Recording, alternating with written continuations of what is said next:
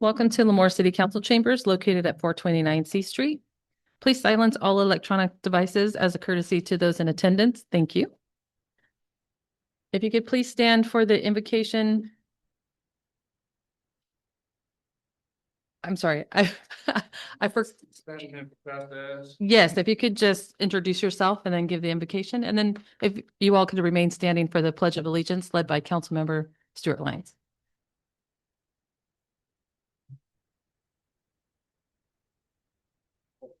You can come to the podium. Are you going to pledge allegiance first? No, we'll pray first. All right. Bow your heads, please. Almighty God, we thank you for the leaders of this city. We ask, oh God, that you grant them the wisdom and strength and integrity to serve our community. We ask, oh God, that you guide their deliberations and help them to make just and sound decisions for our city. We ask that they, oh God, be courageous enough to make the hard decisions also. Bless their families, bless our families, keep the city in your care. In Jesus' name I pray, amen. Thank you. Ready, salute.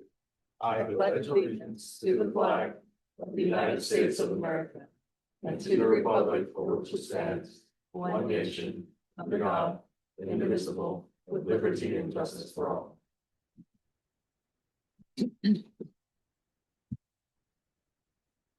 Thank you, sir. Roll call.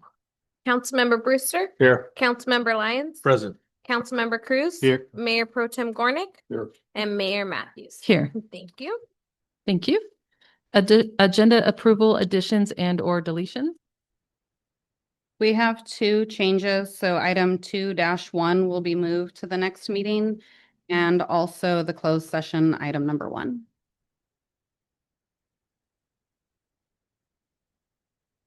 Thank you. So we'll go ahead and go on to ceremonial presentation, item 1-1, Employee of the Month, October 2025. Ms. Valdez. Miss Megan, would you join us up here?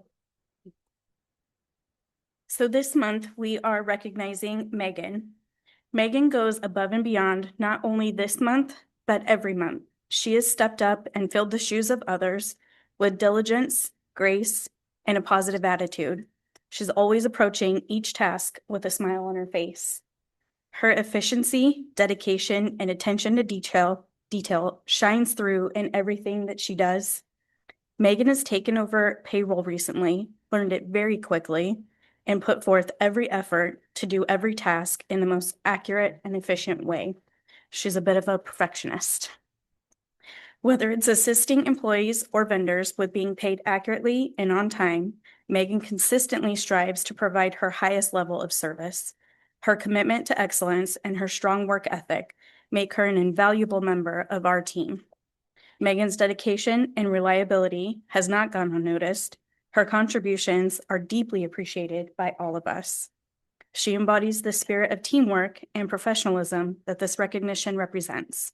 I thank you for all of your hard work, and I'm so happy to have you as part of our team. Congratulations.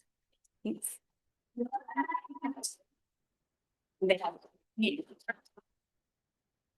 I say something? Oh, yeah, you actually want to volunteer to speak. I don't want to, but Jessica did, so I'm going to. I was just gonna say thank you so much. The kind words mean everything. And I appreciate everybody for bearing with me when I make mistakes.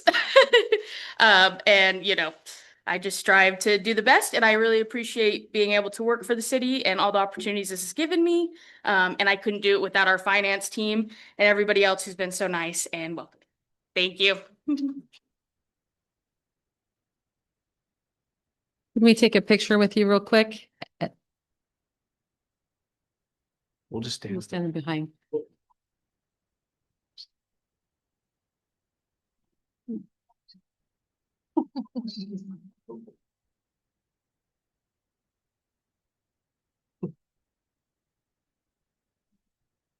You can do one with the council, if we can get one with the team. Oh, we were gonna have everybody. Oh, Yeah, that's why we're up here. Then we'll get out of the way if you want one just with your team. You'll be on our wall if you come into finance. What do you do with those pictures? No, I was like, I was wondering if there was anybody else coming. Me first. Or? 1, 2, 3. 1, 2, 3. Gotta get the scooter in. One more. Ready? 1, 2, 3. 1, 2, 3. 1, 2, 3. Do you want one to speak or no?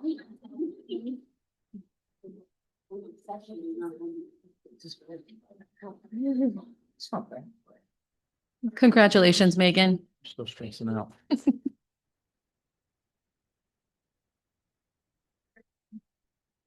Now we have study session item 2-2, overview of current and proposed Lemoore Municipal Code relating to peddlers, solicitors, and transient merchants. Chief. Good evening, Mayor and Council. Before you is the draft ordinance that I kind of came up with. It'll kind of give you, or I'll give you a broad overview of the changes and additions. And if you have any questions, please just stop me and ask. 7-1, or I'm sorry, 3-7-1 just provides definitions of terms used throughout the code. 372 is what the code section already had in it, declaring, soliciting a nuisance, the enforcement of, and then the penalties. That didn't change at all. 373 outlines what exemptions there are to this code. Subsection H is what we discussed at the last study session, exempting those that are under the age of 16. 374 identifies the process of obtaining a peddler's license and what information is going to be collected. Applicants would come to the police department, get fingerprinted, and submit their application. This section also outlines terms and conditions of the permit. Marissa, do you have those applications? This one is these. Yeah, we got one. Oh, you got one already? Okay. And then if anybody in the audience wants a copy of the application, Marissa has it. So that's what they would have to fill out. Anybody associated with that company would also be added onto there. There's a fee that we would have to take, get it added to the master fee schedule. It's essentially the breakdown of the cost of what it would take to get somebody registered. 375 and 6 talks about the distribution of handbills, and I think the city attorney had a comment or concern about that one. Yes, so Chief ran this by me a while back, and so we've been kind of working together on it. I did make the addition, which is in redlined on the screen. And it's a constitutionality issue is what we're worried about when we're looking at things like this, because basically the government saying it's a free speech issue, right? And so by changing it to commercial purpose, alleviates some of that and protects the city a little bit. There's another change that I will discuss a little bit later in the next section, but that was my only comment on that. So this would not restrict them political. Correct. So it would limit it to the restriction on commercial purpose. Yes. What? And The Constitution. the First Amendment. It's, you can't restrict, unreasonably restrict. Well, then you're restricting people who can't afford the fee. No, the political party. They would be the one showing themselves. And the people who are going to go door to door I'm not sure I followed that. Well, if I'm with XYZ, Yes. That's not on, by the way. Sorry. so if I'm with XYZ party and you're my candidate, okay? And I hire these three gentlemen to the right to solicit votes for you, okay? I would have to go fill out a form, and I'm a nonprofit, but I'm backed by the XYZ party. And each one of these gentlemen would pay 39, or would have to pay 39.97 per person. I'd like to know how you got that number too. I give you the breakdown. We have to be able to show exactly what that cost does correlate gotcha. to. And Okay. so it's really the ID cards, the cost of printing that paperwork, those ID cards, and then the staff time to do so. Okay. So, okay, so you're saying that political purposes are nonprofits. So, Protected. Or protected, yes. Political speech is speech until it turns to hate speech, but up until that point. so that's different than if I'm with solar systems and I want to go. That would be a commercial purpose, and that's what is specifically restricted here, yes. Okay. So good. Then. 37-7 identifies the time, place, and manner solicitations can occur. As we discussed, the hours of solicitations would be between 8 AM and sunset. Is that correct? Yeah, it's backwards on the thing though. If we could just, it says between the hours of sunset and 8 AM, which is not what we want.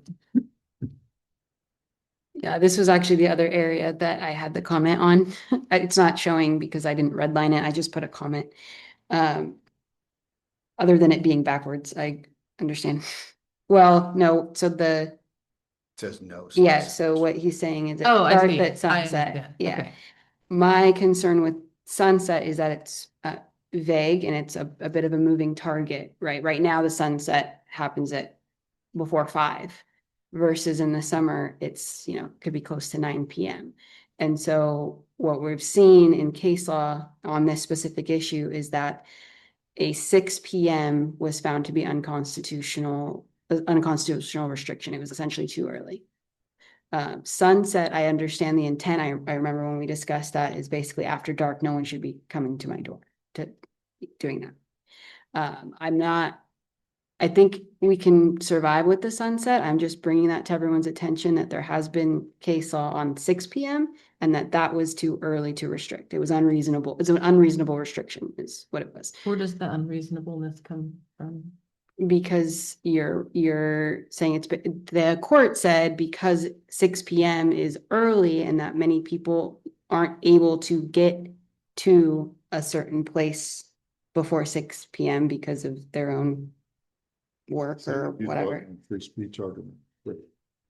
No, this doesn't, well, I'm not saying I agree with that. I'm just saying that there has been case law, and this is all California, right? In California, everything is we know. quite broad. Mhm. And so that is what the court said as to 6 PM. My fear with the sunset was that there may be times where sunset was before 6 PM, such as now. What's the worst thing that could happen to it? Someone saying that their right to free speech is being infringed, and then they'd have to prove it in court. What about 6:01? Well, if we put 6 PM, if we put, 6:15, then we've got case law that's before that and we're past that. I think there's an argument there. It's up to you. How hard is it to change? Not very. Anything in this, this is a study It's session. still a study session, Right. so. Yeah, none of this has gone to public hearing, which will be required. I don't want someone knocking on my door at 8 o'clock in the morning. I'd like to say like 9 to 6:01. 9 AM? Yeah. Is there 6:01. precedence of the time of morning? No, not yet. Okay, I'm for 9. We need one more. Sure. 9. Now for the 6:01, 6:15. I get what the courts are doing is because they expect everybody to be gone at work during the day and they have essentially an hour to bum rush the neighborhoods. You can really think that's what the courts are thinking. Oh, I guarantee you that's what the courts are thinking. Ninth Circuit? I think that's what they're saying. They're thinking, yes. How about if you said to the residents, you don't have to answer the door? Well, you already don't have. You don't. But I can tell you from experience, when you don't answer the door, they'll keep ringing the doorbell. They'll keep knocking and they'll keep coming back. What time are your sprinklers up? So are we accommodating them or our residents?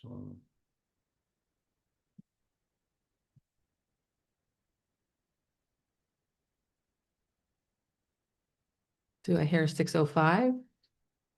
Can we open it up for public comment? Okay, at this point, well, do you want to finish your whole presentation before we open it up? How much? You're I'm almost done. I'm pretty close. Really, I'm pretty much done. The other thing is just information. We're gonna get this all up onto the website. There'll be a link to the forms. There'll be a link directly to the code section. And then there'll be a registry for the no solicitors kind of registry.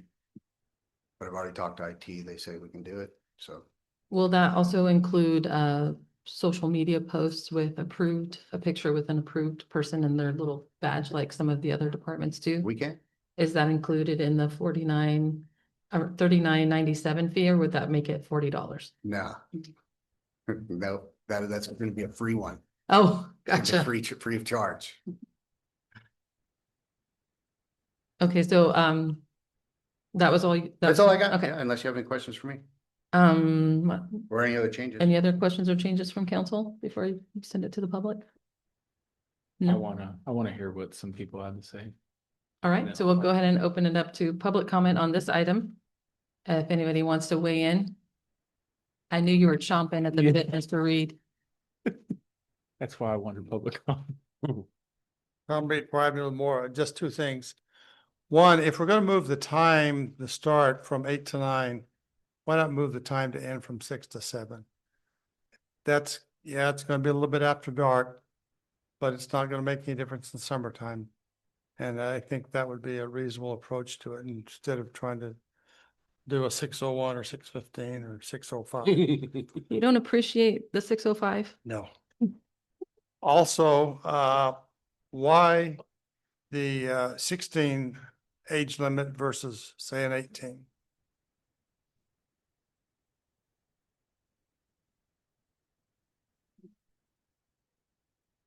Well, 16 versus 18, I am guided by you. However you want to have it written, it makes no difference to me. Well, when you say 16 to 18. So Maybe- we've got Girl Scouts selling cookies. You gonna restrict them? No, the that's why we have exception is 16. anybody under 18, the solicitor's ordinance doesn't apply to. Okay. Or under 16 right now as it's written. But we can If you wanna change it to 18, under 18. right. And that's for the nonprofit, non-commercial. Correct. Does the government code section say anything about the days of the week?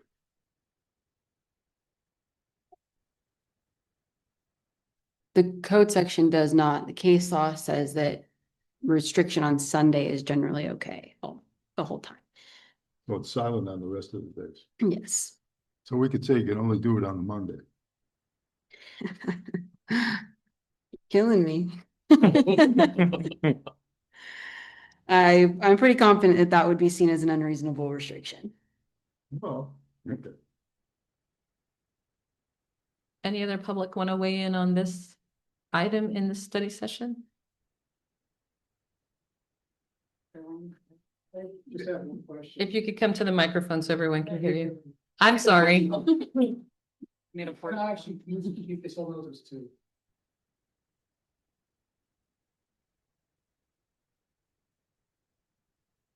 Hi, my name is Dave Lambert. I live at 115 G Street.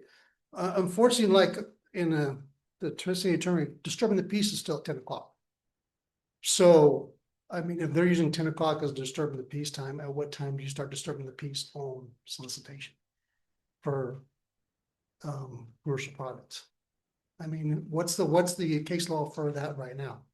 For disturbing the peace? No, it's 10 o'clock. I know that after 10 o'clock. But have they set any case law as far as that goes, as far as soliciting commercially? I have not seen any case law. I also haven't looked specifically, but that correlates disturbing the peace times with solicitation times. Which is considered unreasonable by the court is 10 o'clock, correct? For disturbing the peace, yes. Which unfortunately, this is going to probably fall in that same category. For the city of Lemoore, I believe, correct me if I'm wrong, chief, the disturbing the peace for the city of Lemoore is at any hour. Is that correct? Correct. Technically disturbing the peace is, it's sometimes against the person. You'd have to argue it in court, but at 10 o'clock in the morning, if they have some type of amplification device and it's disturbing that neighbor's peace, and they want to sign a complaint, they can do so, and then it's argued in court. Whether or not they win, I don't know, but we don't specifically have a time limit. Correct me if I'm wrong, to state law basis specifically, No, disturbing the peace, like you said, loud music. there's no time. No, I'm saying for that, but usually it's 10 o'clock. At some point, that became kind of almost almost a myth. Right. There's been other cities that have come up with ordinances that says 10 o'clock. You go to a campsite, they're gonna tell you you can't have any music at 10 o'clock. But Penal Code Section 415 doesn't specify 10 o'clock as your time. It can be, like I said, 10 o'clock in the morning. I get that, but I'm just saying, this isn't really like talking loud music, which can be a problem.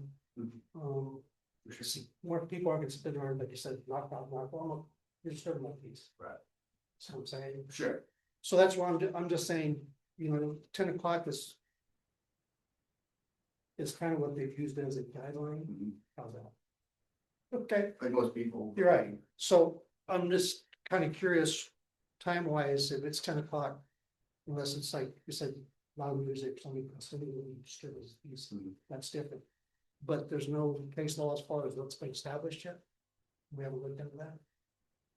I've not looked specifically into that. So I'm curious. Okay, thank you. Thank you, sir.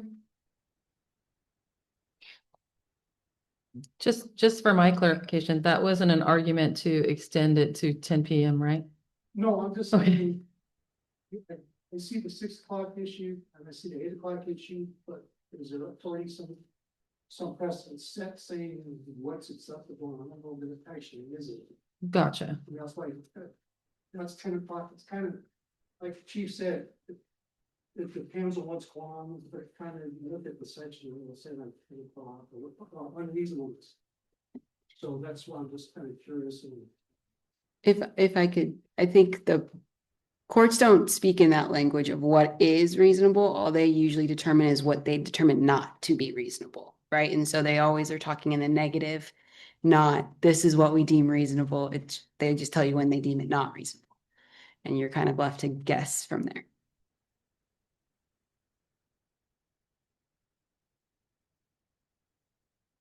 Any other public comment on the study session? Alex, I know you're just walking in, but we are in the study session for the municipal code relating to peddler solicitors and transient merchants. Before we bring it back to council, do you have any public comment? Nope. Okay. Can I ask how you feel about 6:15? Just kidding. Please don't beg him to the microphone. Okay, I'll bring it back to council for any other comments or suggestions. I'll give my opinion real quick. Obviously, I don't want us to get in trouble, Mhm. and I don't want to create case law. So I mean, I agree with Mr. Reed. If we're gonna go from 8 to 9, and just go from 9 to 7 or from 6 to 7. Agreed.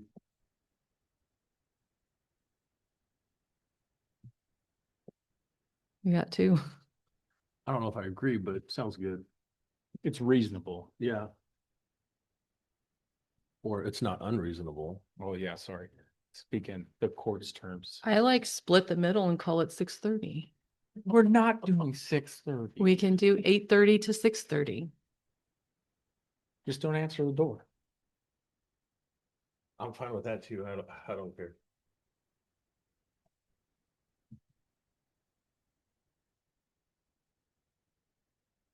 Well, you got two again. Yep. Well, I still would like to be more restrictive because when this gets annoying to residents, who do they complain to? Mhm. They complain to us.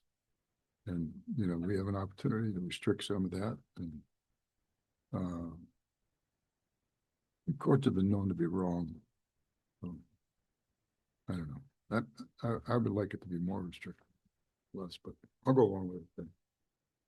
Which part are you going along with? I'd like to move it back to 9, but I also like to keep it at 6. Well, we do need to change it from 6 because there is precedent.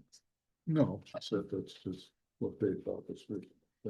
I'm just telling you what the case law is. You all as council can do whatever it is you please. Thank you. Like that one. That's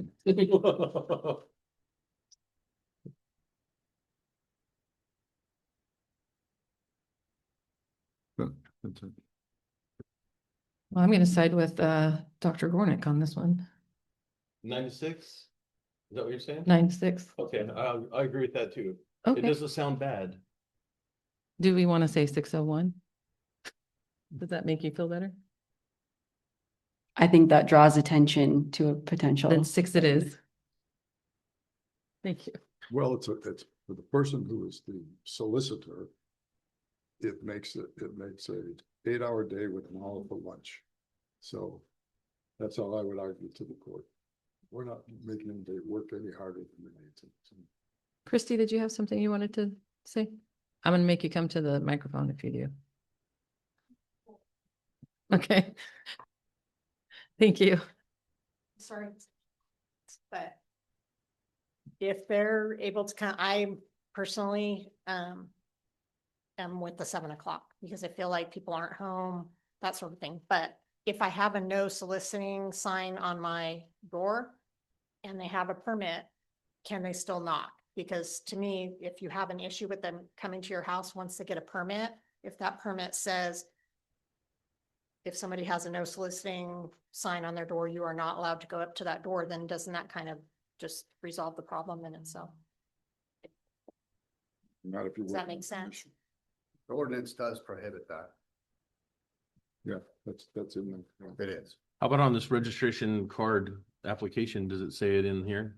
If there's a no soliciting sign that you're not to knock on that door?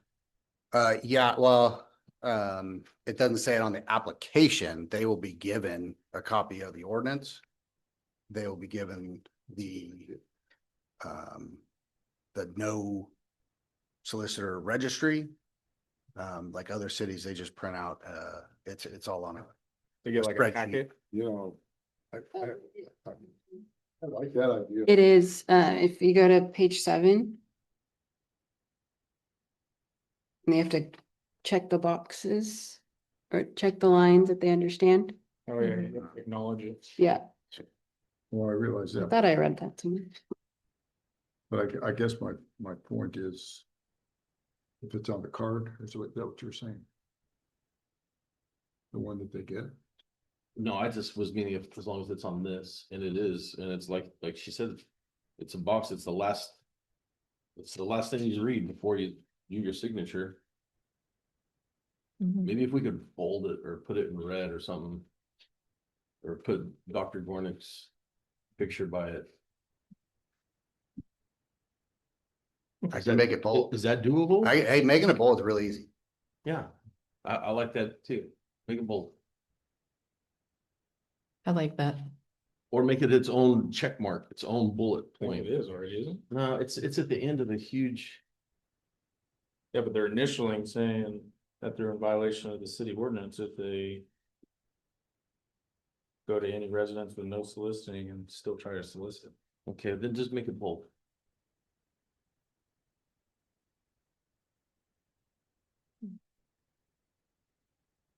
Now, where do they get these, where do you get your license or your sticker, Christie? No solicitation or something? Amazon. Amazon. Oh. No wonder you want to extend it to 7. Nobody comes to your door. Well, you know, as long as we make our residents aware of the fact they have that option too, you know, to put a notification in the window, that's reasonable. Mayor, I do have a couple questions, if you don't mind. Sure. So I'm having trouble with this because it puts us at a risk, right? As much as I want to support it, kind of sounds to me right now without enough data that it seems more on for convenience. Do we have any stats on it? Like, do we have any reports, complaints on solicitors? How many? Would you like to see my inbox? See, it's still at that point, still, you know, subjective, you know. You might get it on your area. I haven't heard anything from my side. Also, it puts us at risk because what about the businesses who wants to establish in this area? Now you're only giving them less than an hour after work to advertise their business. I mean, I see what you're saying, but I haven't had a local business knock on my door at all. No. Okay. So I've had maybe literature left at my door. Okay. And leaving cards at the door would not be part of this, right? Because technically they're not soliciting, they're just putting their business card. It's a handbill. They're soliciting and Okay. under Yeah, so under 376, that kind of addresses handbills on Right. on a residential property. right. So as far as on the admin side, how many permits do we issue for this so far? Do we know? 0. 0. And how many reports have we received from complaints about solicitors? In the last month, we've issued 2 citations Okay. for those out soliciting without a license. And then other legitimate. How many calls? I don't have that number off the top of my head. Okay. But we do get you know, typically Got it. you All right. know. Thank you, Chief. Thank you, Mayor.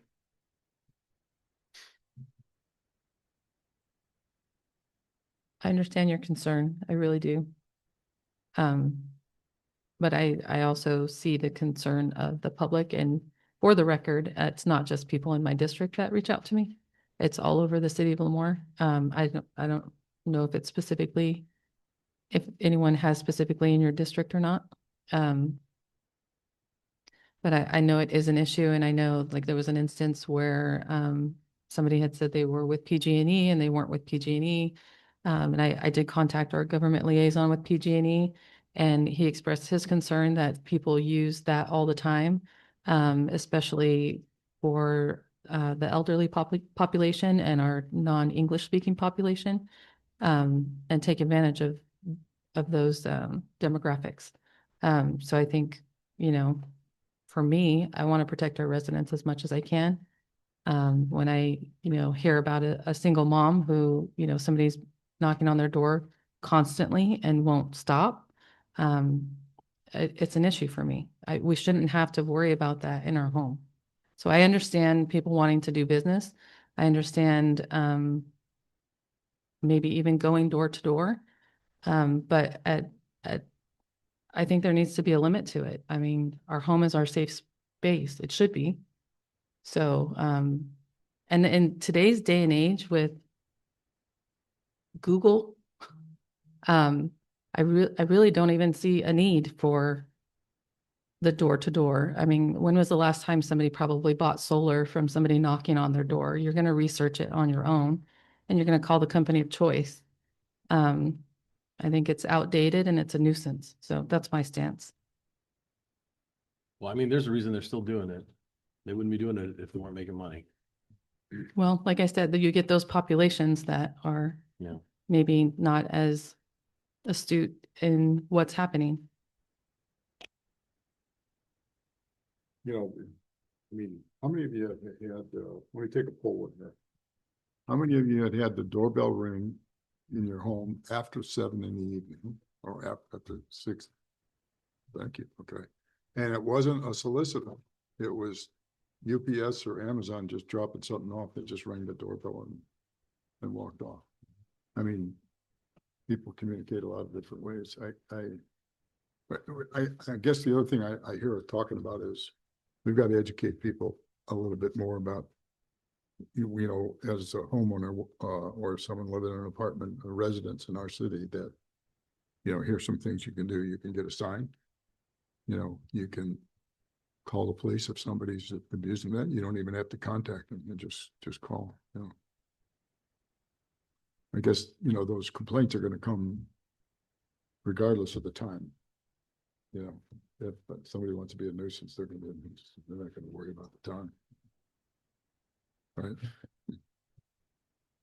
They ignore speed limits, the whole ignore it. Absolutely.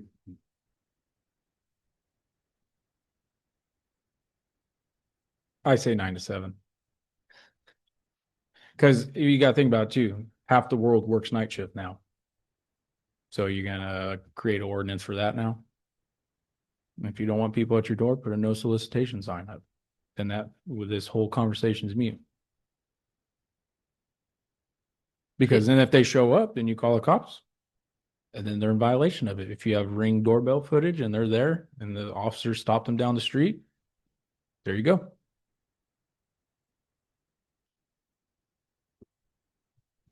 I just don't want, because you get somebody that's got a little wild hair up there, you know what, and then all of a sudden we're getting sued because of a First Amendment violation.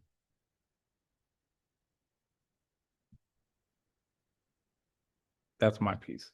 I guess, you know, I can go along with 9 to 7. What I guess the other request I would have is that staff take a look at, you know, there's a couple of issues that we deal with from time to time that deal with educating our citizens about certain things, whether it's the 3-can option or the 2-can option or the solicitation stuff. At least get some, and don't rely on, what is it, open door or closed door or whatever it is, Facebook, or, I mean, just get some good information in the mailbox about Were you talking about next door? next door. Yeah. I like open door, yeah. Yeah. I don't know. I like 9 to 7 too. So Frank seconded, I third. All right, well, we'll bring that back. 9 to 7. And then did we settle on 18 and under or 16 and under? I'm on 18 for that one, Mayor. Yeah, I like 18. Yep, I'm good with. 18 and under or under 18? Under 18. I like under 18. Since I'm conceding on some of these other things, can we add no Sundays? It's up to you. I'm down for that.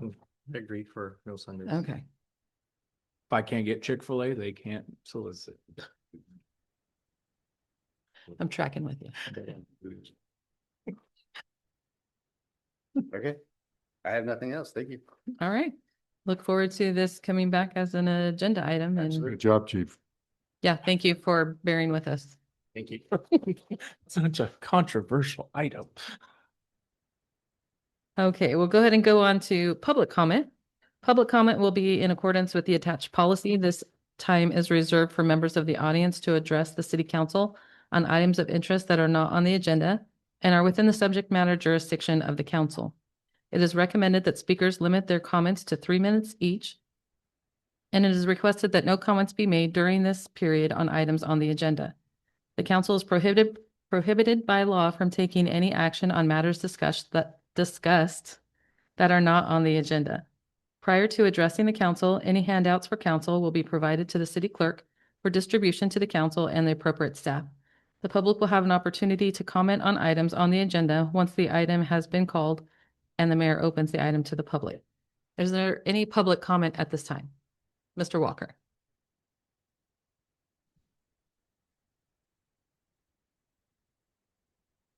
Thank you, Madam Mayor. Good evening, council. I'm wearing my Rotary hat tonight as well as a few other ones. And I first just want to take an opportunity to thank the incredible community of Lemoore for showing up to our crab feed.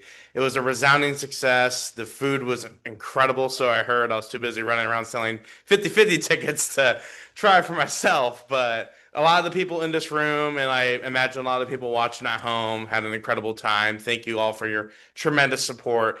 And one of our featured fundraisers this year was actually little free libraries. So we had incredible members of our community stand up to purchase a little free library that they can help customize in terms of the design. Our wonderful mayor participated in that. Myself and my wife, to be, did as well. Still coming up with some fun ideas for what that will look like and where it will go in our town. But really affirming our mission to promote literacy in Lemoore. And just wanted to thank the community for showing up and encourage people who may not have joined this year and definitely joined this year to come next year, because it'll be a wonderful time and it's how we continue serving our incredible community. Also, a hat I'm wearing for the Chamber of Commerce. Just wanted to thank everybody for the continued support for our business community. We had a lot of people show up to the ceremony mixer, which was an incredible time. Speaking of the ceremony, wearing that hat, we have our Christmas open house on the same day that Jingle and Mingle is. It's just before Jingle and Mingle. So make sure you check out our incredible flyer on Facebook. We'll be having a little food pantry for those impacted by some of the challenges that we're having in this community and all across our wonderful country, as well as incredible crafts, time with Santa. So it'll be a really good time for the family to come by to the Ceremony Museum to really enjoy the festivities of the holiday before coming down for the tree lighting later that evening.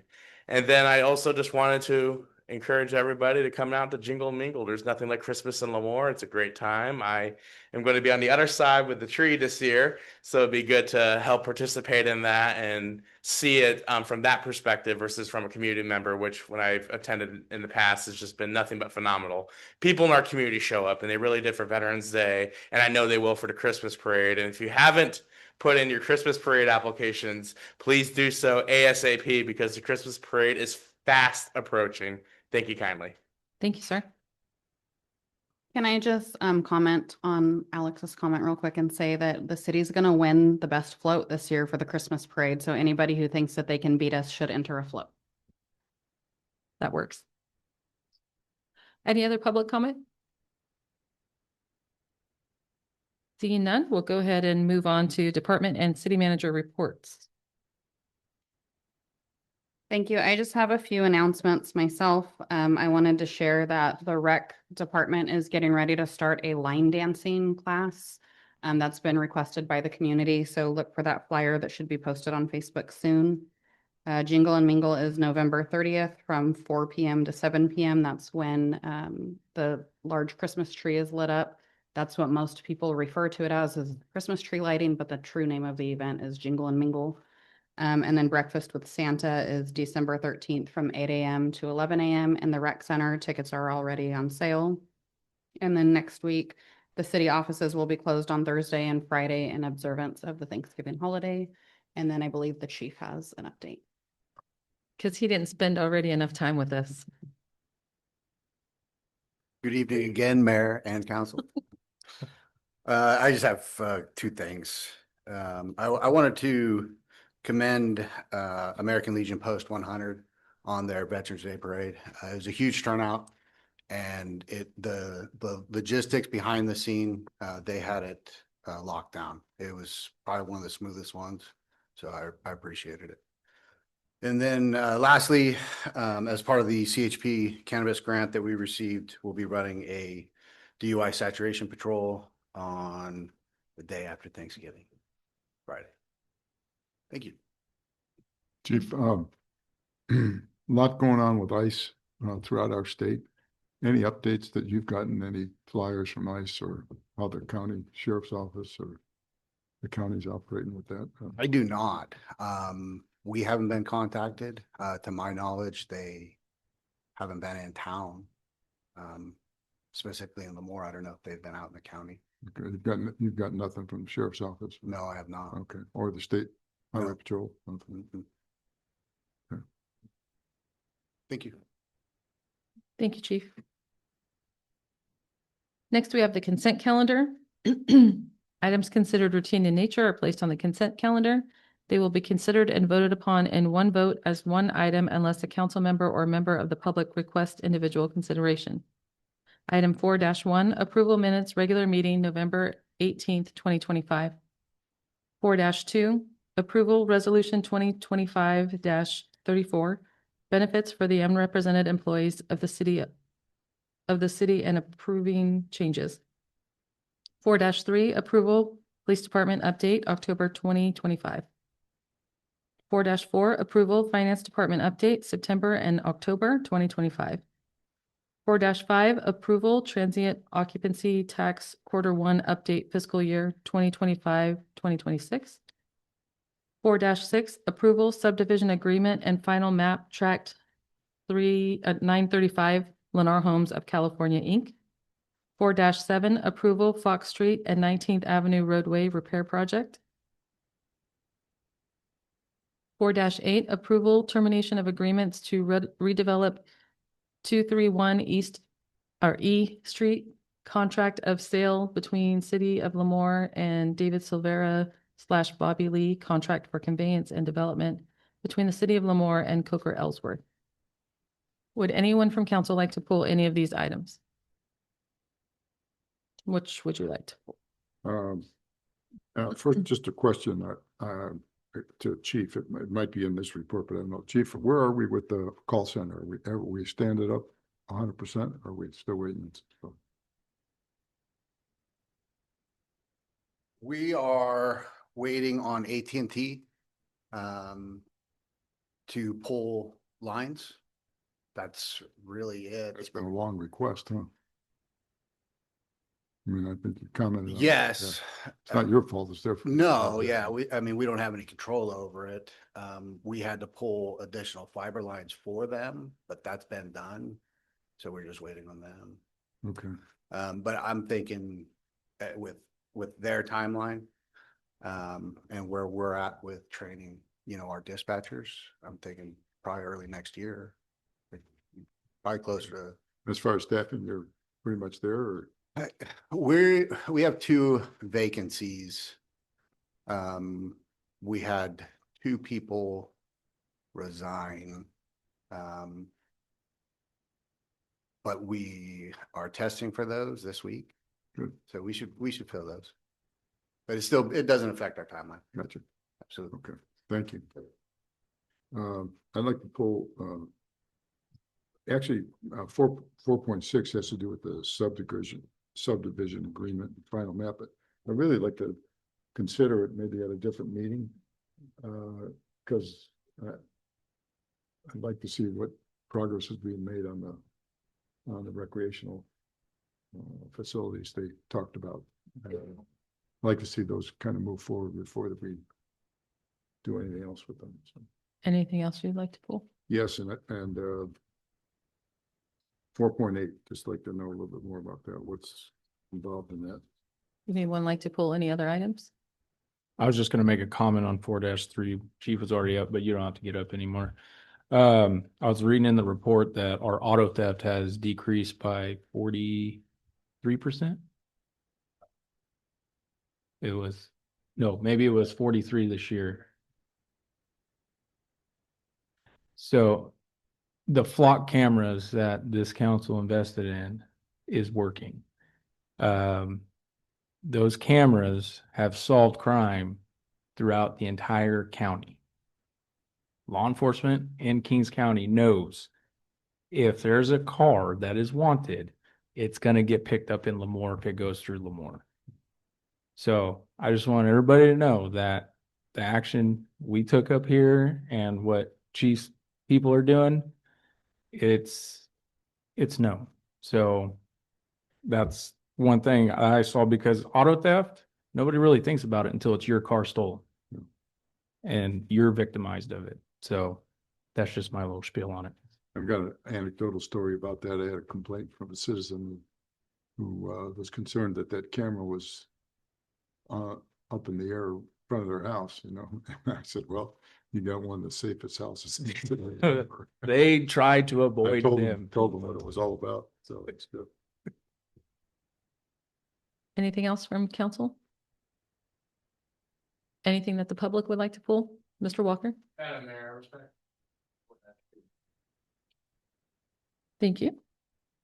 Anything else from the public? Seeing none, I'll go ahead and entertain a motion to approve consent calendar items 4-1, 3, 4, 5, and 7. Motion. Second. Motion by Councilmember Lyons and a second by Councilmember Gornick. Councilmember Lyons, Yes. Councilmember Gornick, Yes. Councilmember Brewster, Yes. Councilmember Cruz, Yes. and I vote yes as well. Passes 5 in favor. 4-2, did you have a specific question, Mr. Walker? Thank you, Madam Mayor and Council. The reason I respectfully requested a 4-2 be pulled is because I have a germane comment to the subject. One of the most frequent public comments I've made throughout my career of coming to City Council is the need for a wage study for our incredible employees throughout the bargaining units for the city. They do incredible work. I want us to pay competitive wages, wages that are going to help them stay in their jobs, build careers here in Lemoore. As a private citizen, this is something I've been passionate about for a very long time, even as a student in college, because our employees do incredible work. So I just wanted to, again, encourage this council to reflect on the importance of retaining our staff here in Lemoore. And I say this both from a pre-Measure S perspective and a post-Measure S perspective. Thank you. Thank you, sir.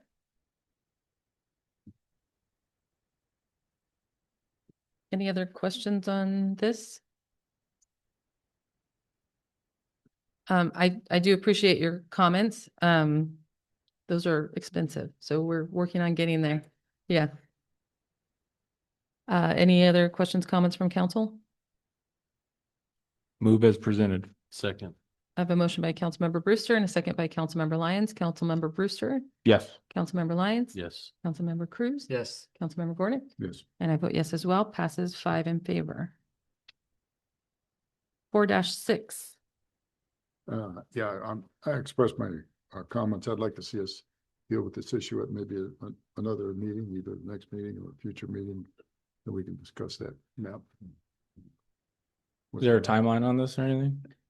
I mean, obviously Lennar would like to get it moved as quickly as possible. What Dr. Gornick had expressed, at least what I understood from it, is for staff to reach out to them about their timeline of their plan for phase 2 and 3, as well as the park amenities that were going to be included in phase 2, and then invite one of their representatives to perhaps attend the council meeting where it's going to be on the agenda, so that if council has specific questions, they're able to answer them directly. Is there anyone currently here from Lennar? Online. So they are online if anyone has any questions for them.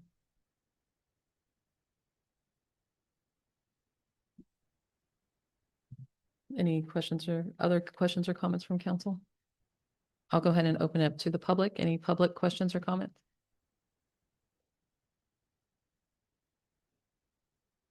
Hi, Amanda Law. So I've been here about this issue before, and it's been almost 5 years. I've been in my house still waiting for an answer from Lennar. They made promises. They got what they wanted. They got their money. And now we have an unfinished subdivision. We have one completely built in a district that already has parks, and yet they're wanting to build more houses in a district that has 0 parks, while denying us still the one that they promised. They've made promises. I know they want to get it done as quickly as possible, but to me, quickly as possible would have been faster than the last 5 years. So if they would like to move forward as quickly as possible, then perhaps they invest in the community and what they promised the community and put the park in. It's an eyesore.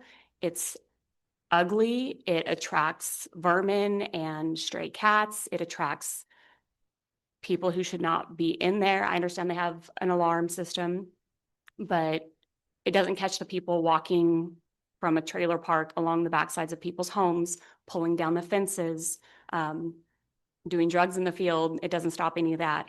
But if there was construction and we had houses there and we had eyes there and it was developed, those issues would be lessened. And if you go back to the meetings when Lennar got approval for these tracks for phase 1, 2, and 3, they made promises and the council at that time was concerned about what they were going to add there, what they were going to put there. And they said, we're going to have a light, we're going to have a park, and the citizens have no safe crossing within at least a half a mile either way. The school that's, I don't know, what is it, 500 yards from that intersection, whatever it is, those kids don't have safe crossing. There's accidents there weekly. And if they'd like to move forward quickly, then perhaps they come to a council meeting and tell us what they're going to do for the city of Lemoore to get what they want from the city of Lemoore. Well said. Well said, yeah. Any other questions or comments from the public? I'm actually here with Lennar. We would actually like to move forward on this map. We just closed escrow on the property. We are building a basin on track 935. And according to all the conditions, I believe we're meeting all of those items. And we would like to see the city of Lemoore support to continue moving forward on this map.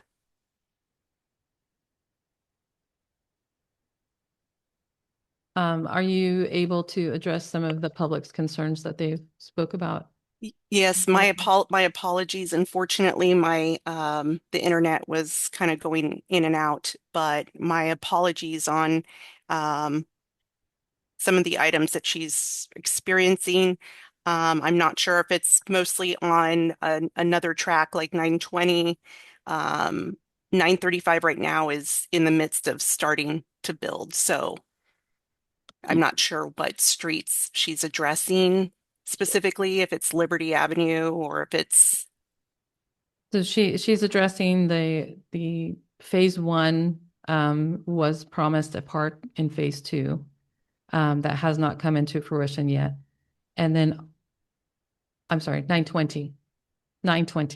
Okay. Which then you're asking for phase 3, which also does not contain a park. And then the stoplight on the corner of Hanford Armona and Liberty, that was also told to the residents there that stoplight would be put in. And did I get everything, Amanda? Yeah, so basically just the question of when that will happen, if that will happen, the park and amenities that were promised to the residents of phase 1. And that is addressing on track 920, correct? Yes, correct. Yes. And this is pretty much for the tract of 935. The 920, I believe phase 1, and please, I apologize, that isn't a project I've worked on. But my understanding is phase 1 is moving forward. There might be an issue with the phase 2 timing mechanisms there, but otherwise, I know that if it's part of the conditions of approval and it's addressed in those maps, that Lennar does move forward with those conditions. And I mean, it's part of our notice of completion at the end. So we typically do follow through on those items. So I'm not sure on the 920 phase 2 or 3 that you're speaking of. I do know of the track 935, and we are addressing the necessary comments that has been addressed in our conditions of approval. I'm going to ask this question of Christy because I wasn't here with board 920. Is 920 what's there currently? Is that all of 920, or is there a phase 1 and a phase 2 in 920? So,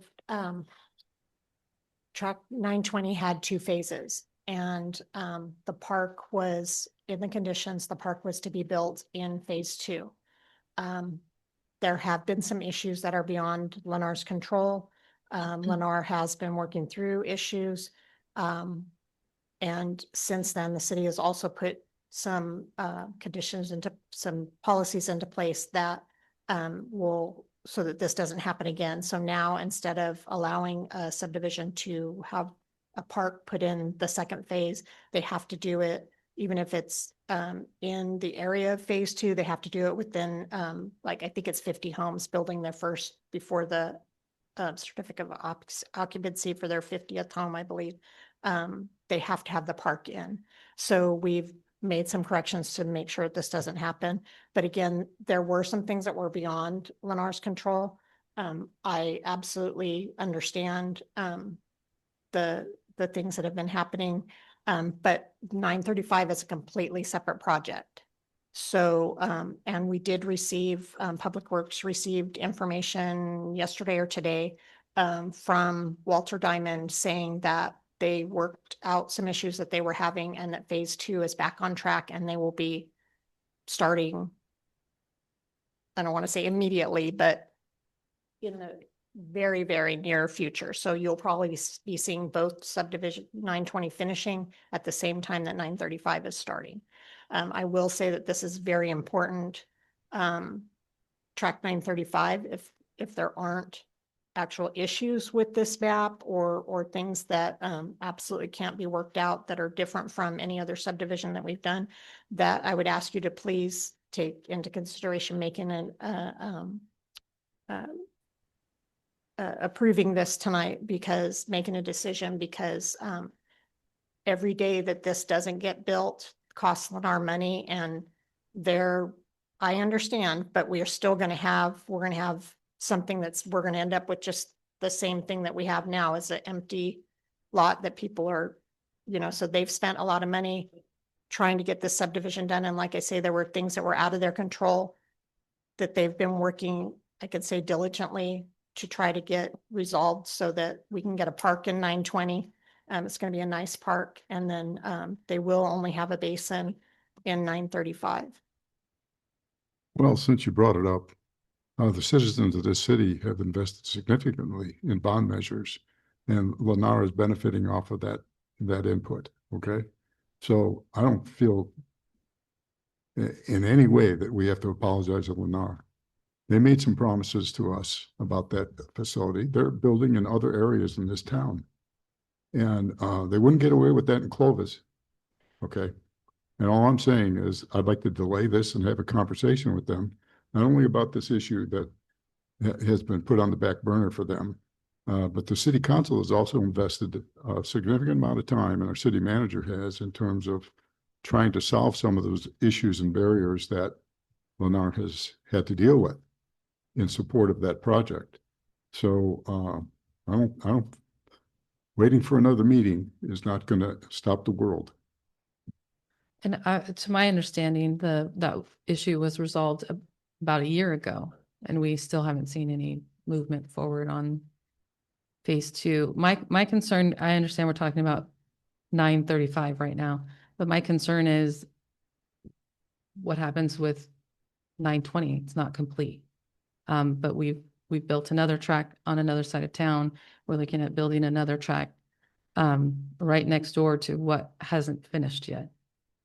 I'm just providing information. But Yeah, I no, would I also like to add that maybe ask the city attorney, can we prohibit them from completing a different track? I'm just asking. I have no opinion. All we asked for was. But can we make a condition for a subdivision that's not completed when they come to do their final map? Can we say that because you have another project that's not completed, you can't do this one? We're not saying that. Nobody said that. What did you hear? What did you hear anybody say they were not going to do that? Delay the project? No, I think the motion was that we'd like to have this discussion at the next meeting. Which is delaying. With Lennar present, yeah. So I just wanted to provide the information that I have, my knowledge. So apologize if I provided an opinion. Thank you, Christy. Any other questions, comments, or concerns from council? Mr. Benavides, did you want to speak? Yes. Sure. So I talked to Walter Diamond, which is the entitlement director, I believe, over at Lemoore. They're stating that like I said, closed escrow recently on that property, and they're gonna start moving to get dirt, I think in the spring, sometime in April. And we are already at 90% plans. We just reviewed those for the signaled intersection at HA and 19 or Liberty. And so we should be going out to bid on those on February, right around February, and completing those, by the end of summer. So that section of it is moving. Just want to throw that out there too. And you were talking about the just close escrow on phase 2. Is that what you're talking about? Phase 1 and 2, yeah. Okay. I have a question for the attorney.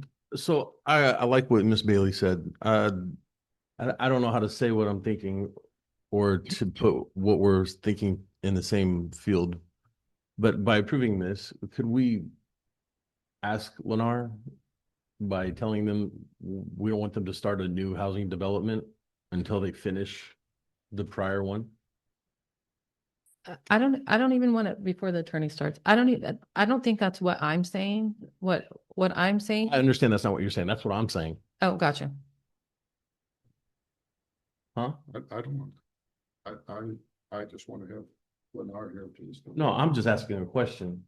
If it's possible, if it's even something doable.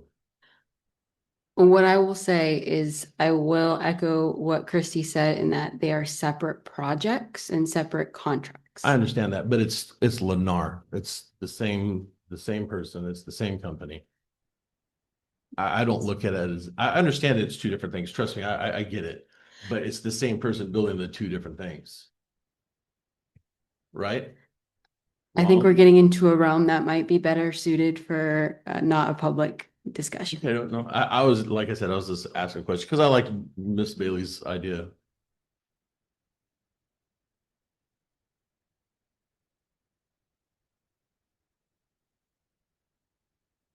Any other questions or comments from council? Mr. Reed?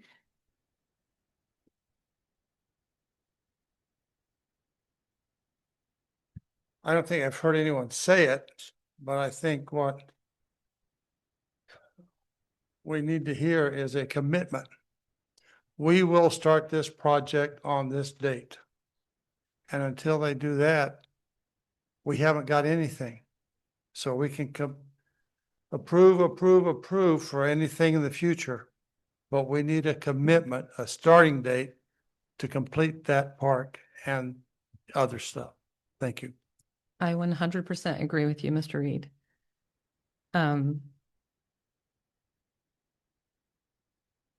Yeah, I do understand that they are completely separate. But I know that we as the council have made concessions for housing coming into the city for I'm just going to say my opinion, developer profit. We've lessened our standards. And it's just frustrating when our residents are waiting 5 years for a park. I do understand that there were some underlying issues that needed to be handled. Those have been handled. And we still aren't seeing anything. So I agree 100% with you, Mr. Reed, and that's really all I'm asking for personally. We call for the question, Madam Mayor. Is there a motion? The motion to have a discussion at the next meeting. Second that, Mayor. I have a motion and a second to table this for the next meeting to have discussion with Lennar on what. And the approval of the agreement. Yeah. And yeah, to table this to the next meeting. 4-6. With a first and a second, Councilmember Gornick. All right. Councilmember Cruz, Yes. Councilmember Lyons, Yes. Councilmember Brewster, Yes. and I vote yes as well. Tabled till the next meeting, 5 in favor. With We- that being said, I do have another question. I know that we already passed it. When's our next meeting? December, The first Tuesday of December. Let me look it up real. Third, December December 2nd, 2nd. December 2nd. Are you going to be here? I don't know, my crystal ball is broken today. All right, so 4-8. What did you have specific questions, Mr. Gornick? yeah, could you, can I have just a discussion about what's happening with this property? And are they selling it or just transferring, conveying it to the different developers? Christy has some background on this property. So, it looks like this was, an RDA property. I didn't hear And that. it looks like this was an RDA owned property. Property. And so, The location was where? 231 E Street. This is where Sky, In it's across from between. the Arbor. There's an empty vacant lot next door to Sky Bar. And so this lot was sold by the city, RDA to, the first agreement with, Silvera and Bobby Lee. It was supposed to be a redevelopment project. And they were to find a developer and, develop the property. It was, the intention was to do a restaurant or retail downstairs and office upstairs. And so they, worked with Coker Ellsworth. He owns several properties here in town. And so Coker Ellsworth then entered into an agreement with the city to, develop the property as such. He did go through the process. He got a site plan review approved. And proceeded to try to get the building permits, and that, what I found out today, actually, I found some pictures. The property is now just dirt, but at that time it was actually a parking lot, really nice parking lot. So he got so far as, and he's on the line, so I'll let him speak, but some of the things I found out were that he spent the money so he purchased the property from the city for $30,000, which at that time I guess was market value. So in the exchange, he was going to bring McClintocks here, was his intention. He began to pull up the parking lot, and they found that there had actually been a building there at some point. So there was brick and what have you, other things under the ground. So they had to go through a process of trying to figure out, can you even build on this? What needs to be done? So he spent money trying to figure all that out. In the meantime, Jasper's Cotton Mill was going under. And so I haven't found conversations or any documents necessarily that specifically say, but I have found a lot of communication between city manager, then redevelopment director, and Coker Ellsworth. Speaking of, while all this was going on, he was going to save the Jasper's building and purchase that and either try to keep Jasper's going or get somebody in there. And all the communication that I have show that he kept his end of the bargain on that. Unfortunately, the 2 tenants that he did get did not work out. But there was a lot of back and forth that he was trying to save that. Then coming back to this property, there's been a lot of market issues and this and that. And so he's had several amendments to that to extend the life of the site plan and what have you. And then it kind of went dark, I believe, in 2012 was when his last extension was up.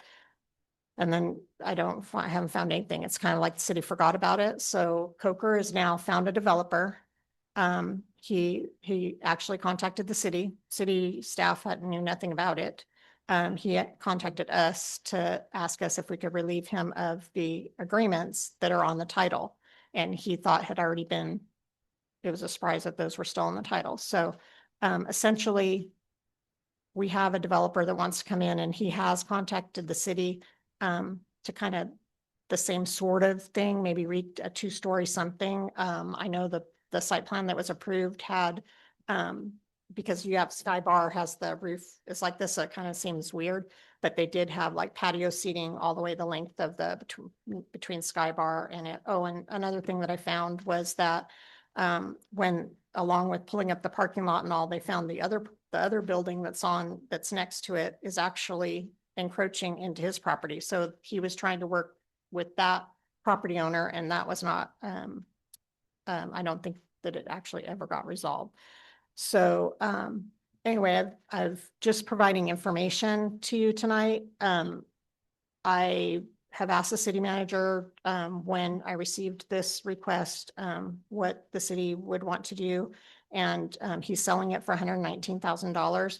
I'm not really sure what our recourse is if the contract allows us to purchase the property back, but he's been paying taxes on it for 20 years. He's been keeping it up. He did spend money trying to do his due diligence to develop it. He has found somebody that wants to purchase it and develop it. So unless the city has other use for it, there might not be a reason to try to buy it back. The other thing is extending the development agreement. We'd probably have to talk to the city attorney if we said we wanted to pass that along to the new owner, that might just hinder the development, because then we're starting to put restrictions on if somebody wants to come in and build something that's actually within that they can do within that zone, which is retail or what have you. You know, you might just let them do it instead of possibly scaring off a potential buyer, that sort of thing. So apparently they're in escrow. If there aren't any more questions for me right now, Coker could probably explain a little bit more. So my understanding is we're relieving them of any encumbrances that might show on that. Yeah, so that he can sell the property. You answered a lot of my questions, so thank you for that thorough I explanation. might have forgotten some things, so if you have questions. And we have no use for it. In my personal opinion, I don't think there's a better use for it than having it be developed into retail space or restaurant space. So because the buyer is interested in doing that, I feel that that's the best use of the property versus anything that we would do with it. So parking wouldn't be an option for it. There's going to be a parking lot just on the other side of Sky. So you would surround Sky by two parking lots. Two parking lots, yeah. Okay, thank you. Plus, we're wanting to close that off, Right. and that just adds into the future plan, so. Any other questions or comments from council? Excuse me. Any questions or comments from the public? I think everybody's all talked out tonight. Is it Mr. Ellsworth that's on the line? Did you have any comments that you'd like to make? Yeah, this is Coker Ellsworth, the property owner. I think Christy did a pretty good job given the background. Maybe I can just kind of run through it again. At the time when I purchased the property from the RDA, I was doing several residential developments, around the city at that time. We built out quite a few of the homes at the golf course, then also over on Cedar Lane.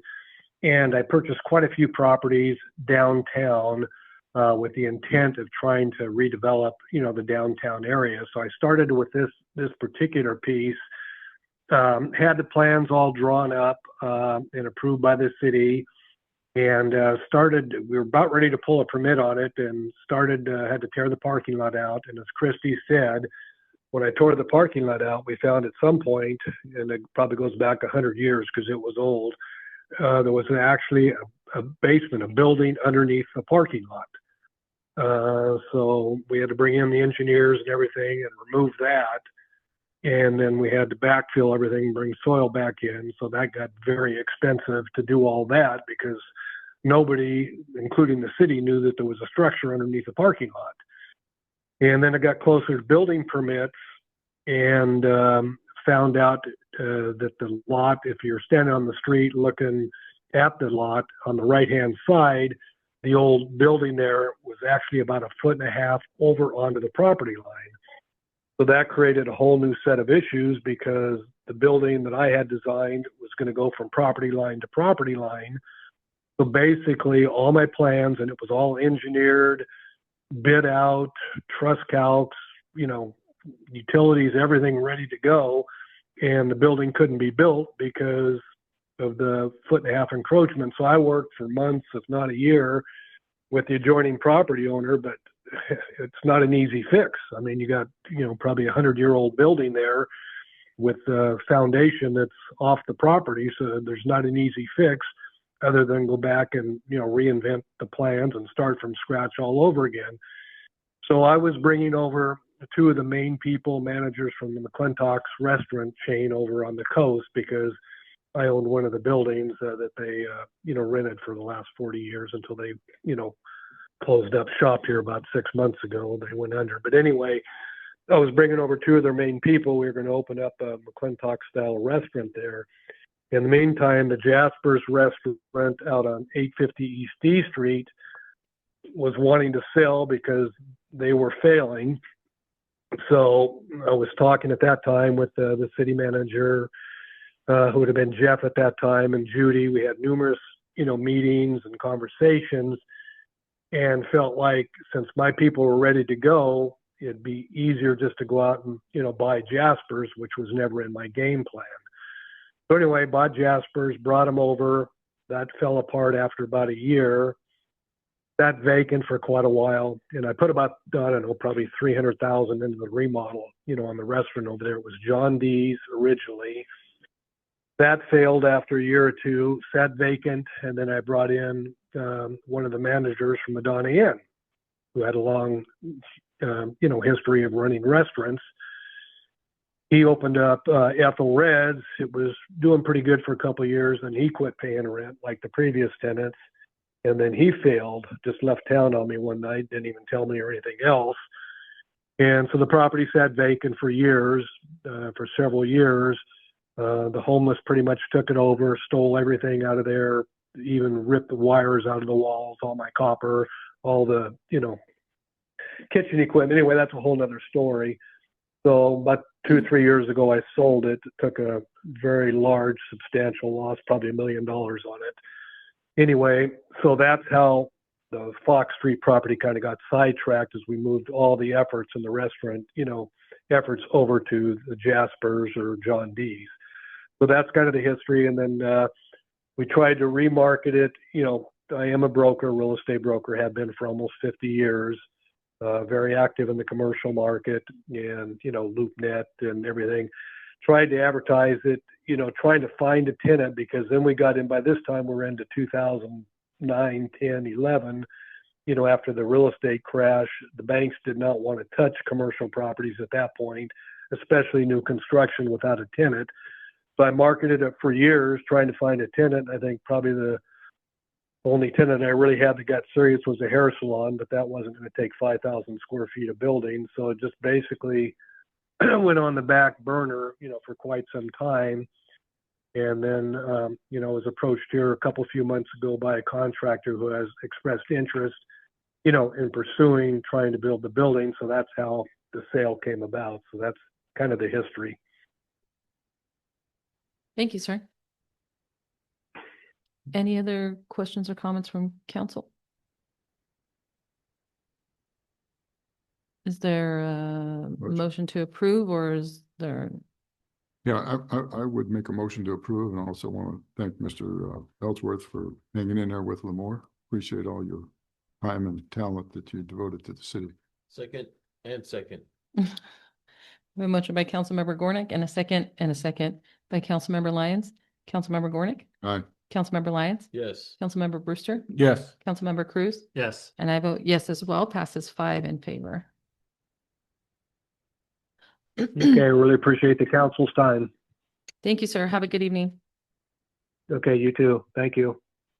We'll go ahead and go on to item 5-1, public hearing, resolution 2025-35, revising and updating miscellaneous fees for optional solid waste services within the master user fee schedule. Ms. Trejo. Thank you. So I would like to introduce Dan Bergman with IGS, who is going to go over the miscellaneous fees as well as the rate study. And he does have a presentation for us tonight. Thank you, Mayor and City Council. It feels good to stand up. So the agenda item is the rate hearing and the miscellaneous fees. But most of the work I did was on the rate study. But we don't have an action item there because your rates can stay the same. That's the good news. So this presentation is about solid waste and about your refuse enterprise. And the first thing I just want to remind you of is that the enterprise funds within the city operate like businesses, refuse and sewer and water. They are meant to be self-funding, funded by rates, and they're tracked very carefully separately. So rates from each fund are kept within each fund. Fund balances are kept within the funds. So it's different than general fund. So before we go to talk about miscellaneous fees, we'll talk about the rate study because it's really good news and that makes it a lot easier to talk about. So there are slides, you can see them on your monitors. I did the 2019 rate study and staff has heard me say this so many times, but I'll never forget that I was standing here in March of 2020. It was the night before the country shut down for COVID. And we were waiting for that meeting, wondering if it was going to happen, wondering if you or your predecessors would show up. And we got through it, and the next day everything stopped. So that was the 2019 rate study. In that rate study, the refuse rates were increased substantially, 30% in the first year, followed by 3% inflationary increases for the next 4 years. That last increase was February 1st of 24, over a year ago. And so the increases in that study were to cover operating costs and to make sure there was enough money for you to buy new trucks to continue to keep the fleet healthy. And I want to take the first opportunity now to say that your refuse team has done an outstanding job over all the time that I've been looking at this, 10 years now. It is such an asset to have refuse in-house in the city and not contracted out. I know you've experienced this with landscape contracting, but they're your employees and they're vested in the community and it shows in the service. And you'll see some of that as I move through my presentation here. So I get to compare what happened over the past 5 years to what I projected in the rate study in 2019. And so the first thing I'm showing you is that revenue has been higher than what I projected. And you can see that year over year. The first planning year was fiscal 21. And on the left side, the gray, or it looks gray from here, is what I projected. And on the right side, the green is what actually happened as far as revenue from rates is concerned. And so because I did the work, I was very curious, why did we do better than I projected? And so part of it was growth higher than projected. Part of it was penalties coming back after COVID and interest earnings. Interest earnings in fiscal year 25 on the fund balance and the refuse enterprise was almost $230,000. That's a big contribution because of the fund balance there. So on the one hand, revenue was higher, but on the other hand, looking at the next slide, expenses were lower. And again, it's the same presentation. My presentation's on the right. The actual results on the left in blue are opposite. My projections on the left and actual on the right in blue. As I was putting my slides together, I was looking at the last 3 years there, 23, 24, and 25. And I looked at that again and thought expenses went down. You know, when do expenses go down? So immediately I'm nervous, but then I go back and look at my work and look at why that happened. There's 2 reasons. The primary reason is vacancies and personnel in the refuse department. So if people aren't working there, you don't pay them. The secondary reason is KWRA cost for tipping. The Their rates have stayed the same, but there was less volume in, I think it was 24.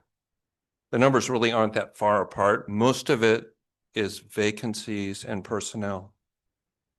When I look at the projections going forward, the personnel costs are bumped back up where they need to be. So this is good.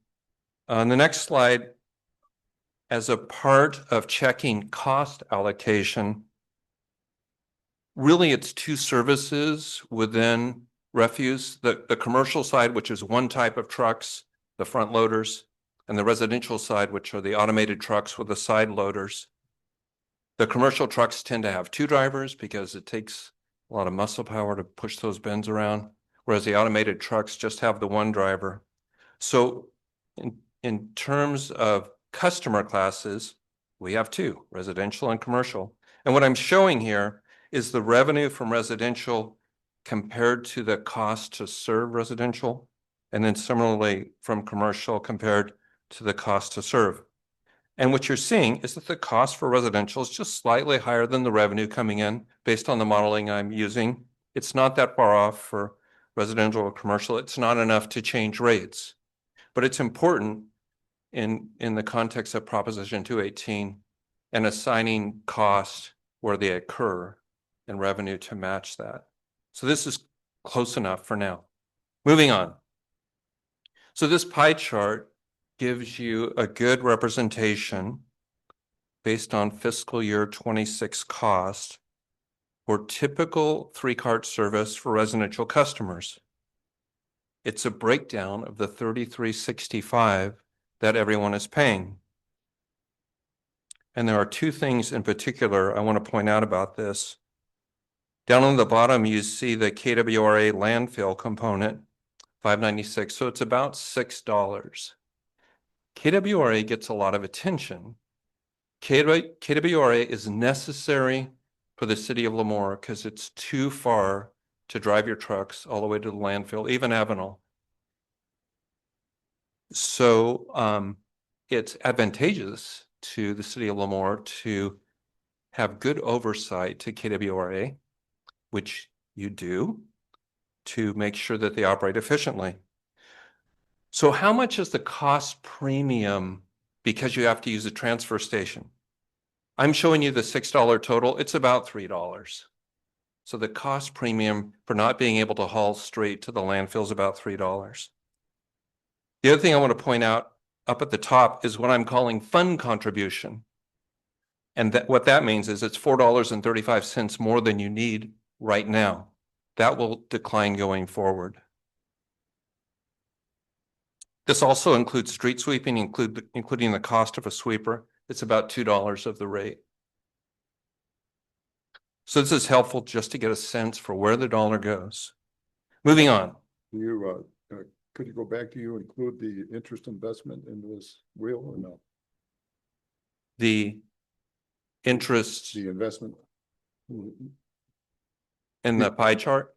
Yeah. Is that included anywhere in there? Well, this is cost. So it's. Gotcha. I'm sorry. No. Yeah. It would be contributing to the food fund contribution. Well, that's what I thought it might be, but yeah. Yeah. It would be in that category. Okay. Let's talk about California's Advanced Clean Fleets regulation. Do we have to? We have to.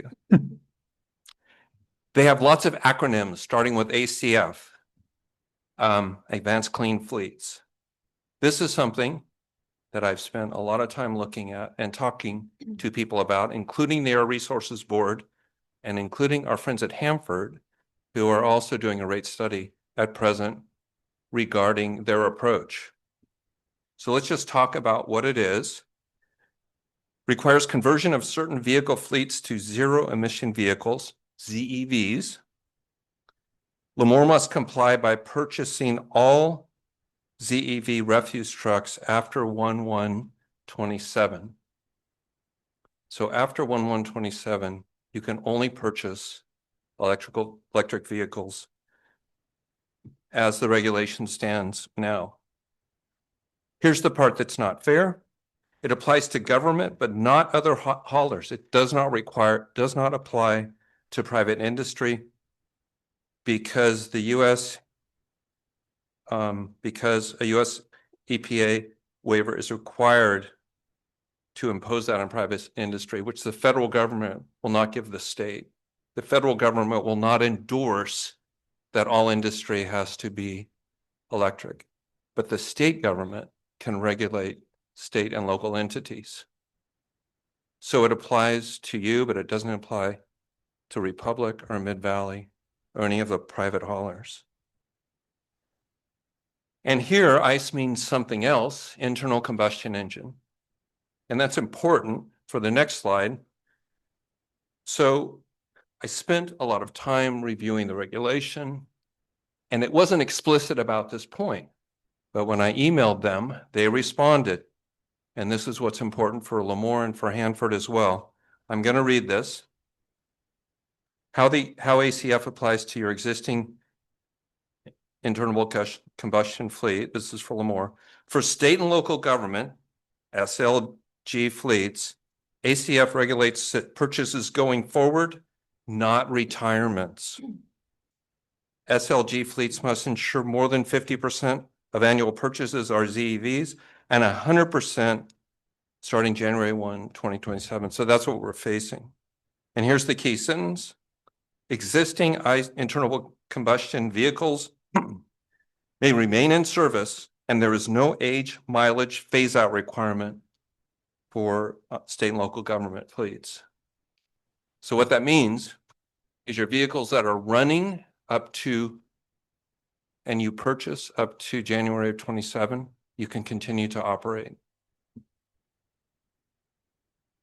So moving to the next slide, one of the questions is if you chose to go to electric refuse trucks, how much would it cost?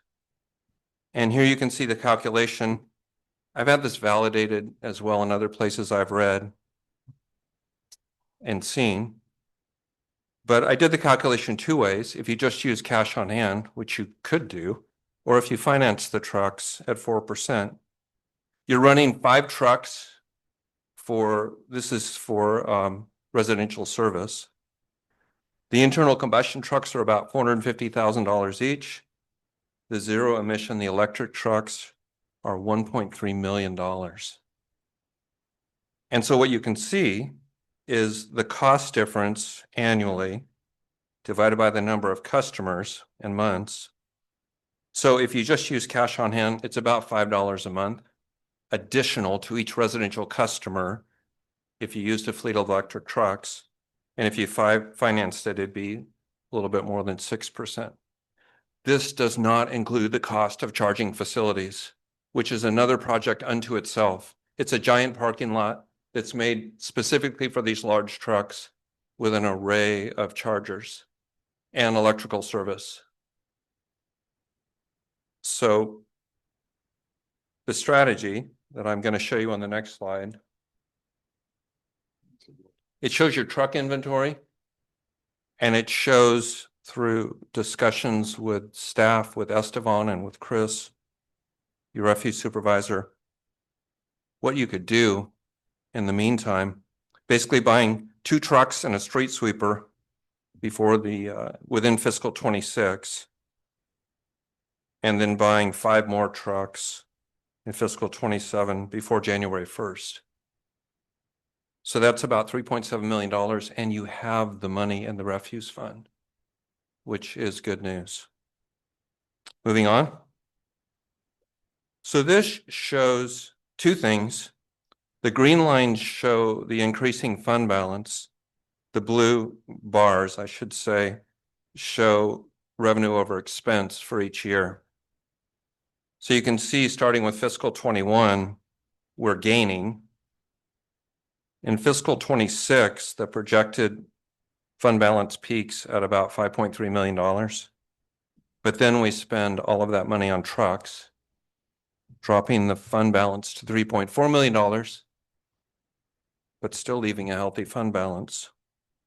And based on projected revenue and expenses through the 5-year planning period, which is this rate study. At the end of the planning period, you've got about $5 million in cash, and you're still 300,000 ahead net revenue. That's a good thing. Next slide. I wanted to show you the impact of KWRA increases for typical residential customers. And the math is really pretty straightforward. It's 7,800 residential tons each year of residential waste from homes. So the increase they just did was 65 to 75, which just went into place. So that's 78,000 a year. And you just divide that by the number of customers and the number of months. So it's about $1 a customer. So every $10 that KWRA increases its tipping fee, it's about $1 to a customer. It's not huge, but it's something in a $33 rate. Moving on to the next slide.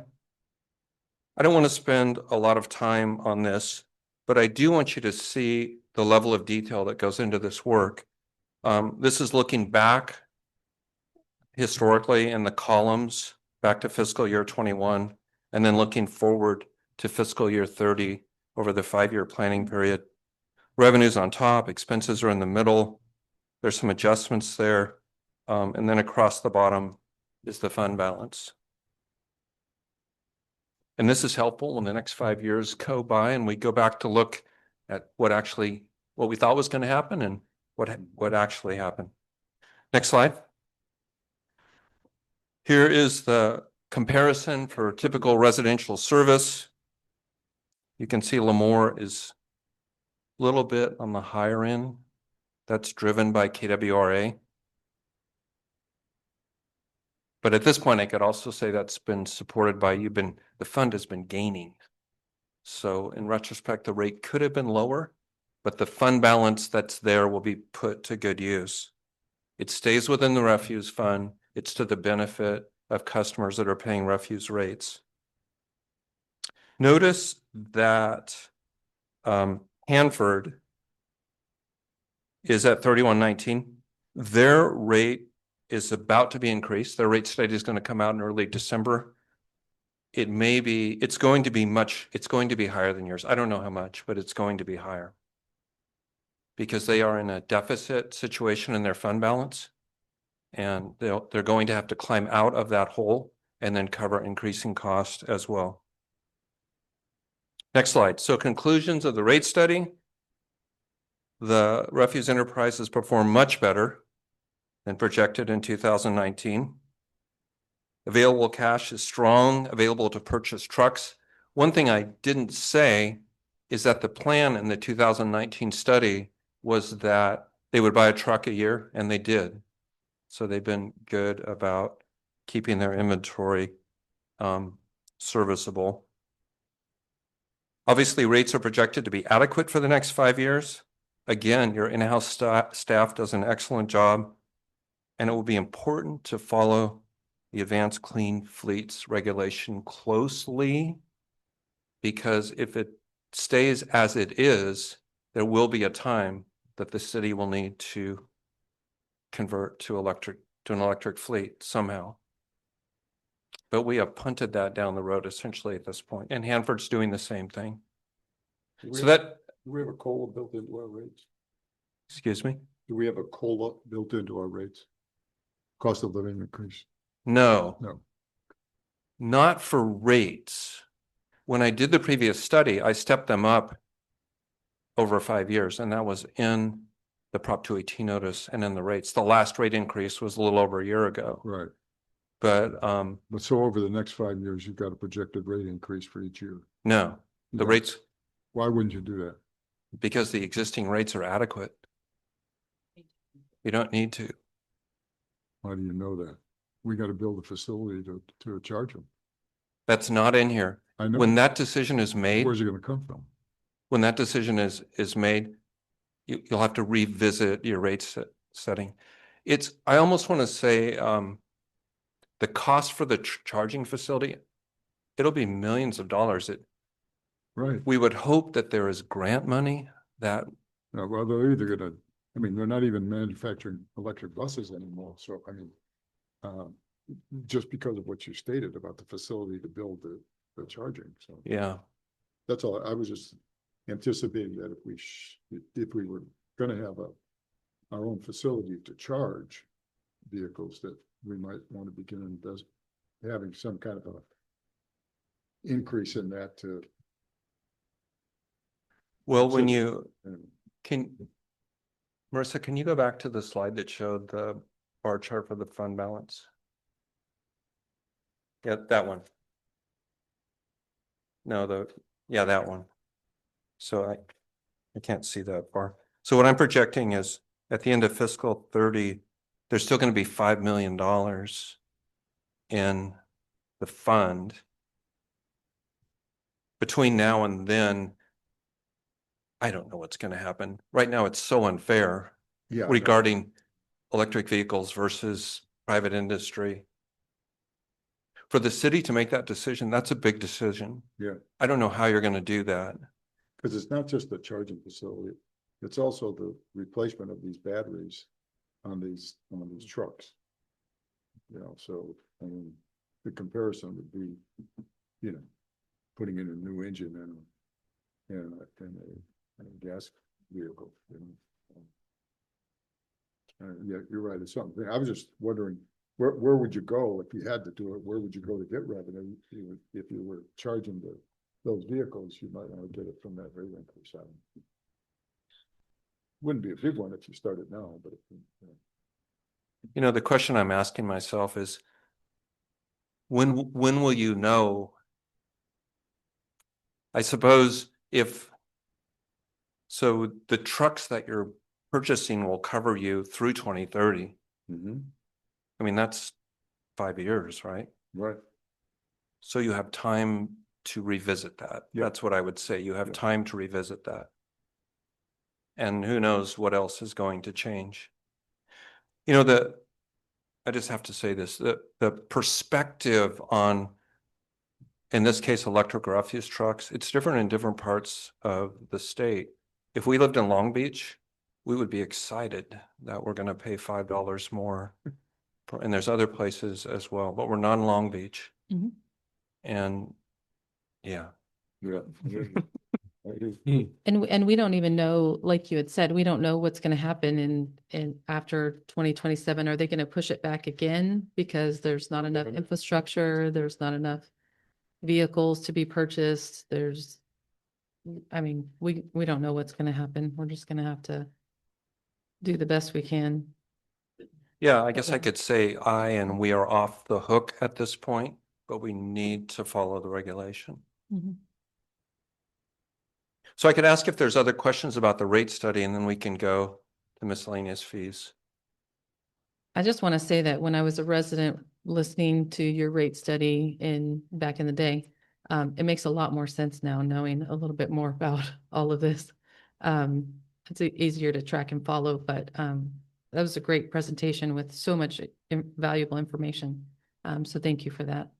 I also want to give kudos to our refuse department for even your first slide on there was the refuse truck picking up a can at a residence.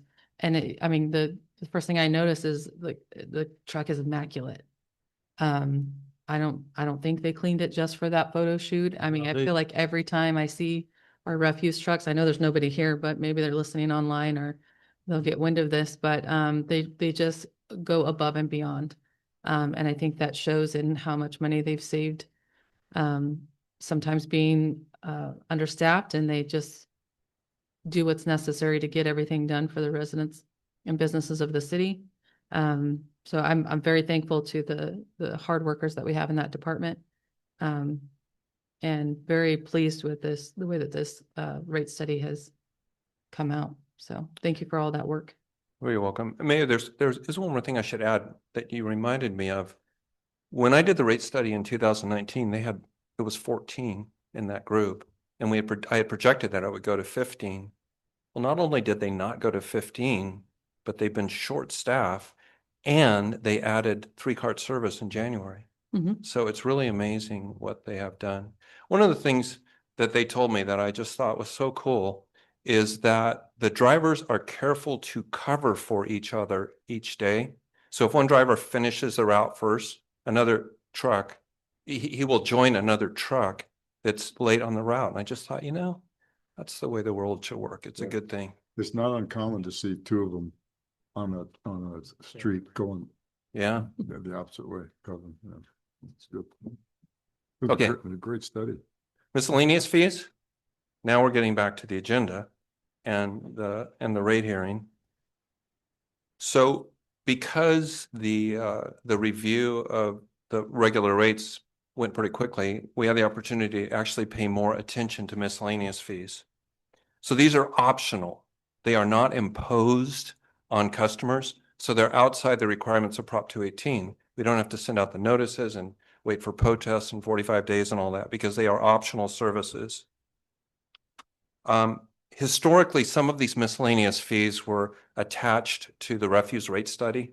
What I'm proposing here is that all of those miscellaneous fees go to the master fee schedule because they're different animals anyway. So even in your resolution is that when you look at your master fees schedule in next July, that you'll just put all of these in there and they can live with other fees, not rates. That's more appropriate. So optional. So I get to choose which ones I want to pay. Is that what you're saying? It's optional in the sense that the services are Oh, optional. I could have probably thought of a different word. so- I use the word optional as opposed to imposed or mandatory. okay. So there's two slides here. You can see the rate matrix on page 116 of your package.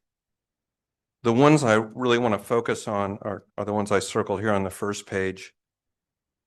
The existing rates for an additional blue recycle or an organics container were very low. And we did that back in 2019 because that's when people had extra carts anyway. You could have 2 green and 2 blue because of the every other week pickup. So what is being proposed now is that those rates are more consistent with the actual cost of service. And it's kind of easy to grasp this because 14 plus 8 plus 8 is 30. If you were to have 3 extra carts, well, monthly service is 33. So it is more consistent with cost of service. What comes with this that we discussed quite a bit with Esteban and with Chris, your refuse supervisor, is a lot of these carts are still out there, the extra carts. And the only way they can figure out what's out there and being used is over a period of like 4 weeks to take inventory when they're out doing their rounds. So when the second cart shows up, whether it's a recycled cart or a green cart, they have to note it and then go back to customer services and find out if the customers are getting billed for them. That's the only way they can do it because customers aren't going to volunteer. Oh yeah, I've got an extra cart behind my gate. It's not going to happen. So we've talked about that, talked about a time to do it, probably in the spring when people are doing spring cleaning. So if customers have a second cart, especially a green cart, they should pay for it. Okay, so that's the first thing, cost of service rates for additional carts. The second thing was the special residential services, as I'm characterizing them. The cost for the replacement cart is increased because the cost for the carts themselves have increased. You can see these next 3 below that, they're all the same at $60. And by the way, the basis for $60 is the value of about an hour's time of a refuse department employee. That's the cost of service basis. So one is when a customer resumes an added cart within a year. And the next requested by staff, where a customer requests temporary suspension of service because they're going away for some time. That's also $60. And then the third, recovery of carts and replacement when somebody hasn't paid. Because for all 3 of these, Somebody has to drive out there and drop the car off or pick it up, and it's real time from an employee. None of these fees that you see on this page are on the next. The next page is the bottom of the fee schedule are punitive. They are not punitive. They are simply as reflective as we could be of the cost to provide those services. So there's not punitive costs going on here. So we spent some time building this out, looking at what the rates, miscellaneous fees were for services that are optional to customers. And that is what's before you for approval tonight. And I think that's it. Next steps, discussion and an opportunity for you to approve this. Any questions or comments from council on? Yeah, this item? I would just like to comment, excellent report. Certainly gives us a lot of direction and amplifies what the mayor said about our staff in terms of the efficiency that we've got going. One of my questions is the implementation. Let's say we were to adopt these things. And this gets back to the business office and our finances. Well, can we implement these in our current system? The proposed fee increases? Well, into our electronic data system, bill paying and all that kind of stuff. Do we have to write a whole new program? Or? No, these can be incorporated. Okay. So no. And that is the recommendation of staff because the rates that Mr. Bergman is proposing, they are optional. So if somebody doesn't want to pay that fee, they just return their extra blue cart or black cart or whatever they have extra of. And so they aren't required to pay it. But it is the true cost of having that and the cost that the city pays. So without raising them to those amounts, then the city is essentially subsidizing that cost through the refuse fund. So my other question that I have for you is, did you do any what if calculations with respect to these fees? These additional increases in terms of what revenue that might generate? Oh, for example, what if a lot of people start paying $8 instead of $2? Yeah. I didn't, but Yeah, there's not that many of them out there. Yeah. The biggest variable is going to be if they do that, when they do the inventory in the spring. Yeah. I mean, there's going to be a lot of people that are unhappy because they've been having a free container. Yeah. And the city's gonna, I mean, we'll have to think about, are you gonna ask them first or just start billing them? I don't know. Well, there's no fee increase, but there is a fee increase. There's not a rate increase, Yeah. but there is a fee increase. Yeah, fee increase. And so the goal in that too is to get the people who have the optional services to pay the true cost of that service so that we can keep the rate the same for the customers that don't require those services. So we have a little education to do with our customers in terms of what we're doing now. But this revenue, although it might be minimal, it would go to the general, or not the general fund, but to that fund. Mm-hmm. So it acts away as a slight, it'll increase income above what we, yeah. Yes, it will, because the fees for the extra carts are increasing. Okay. It's going to be a job though, because those drivers over 4 cycles, they have to write down when the extra container shows up and keep track.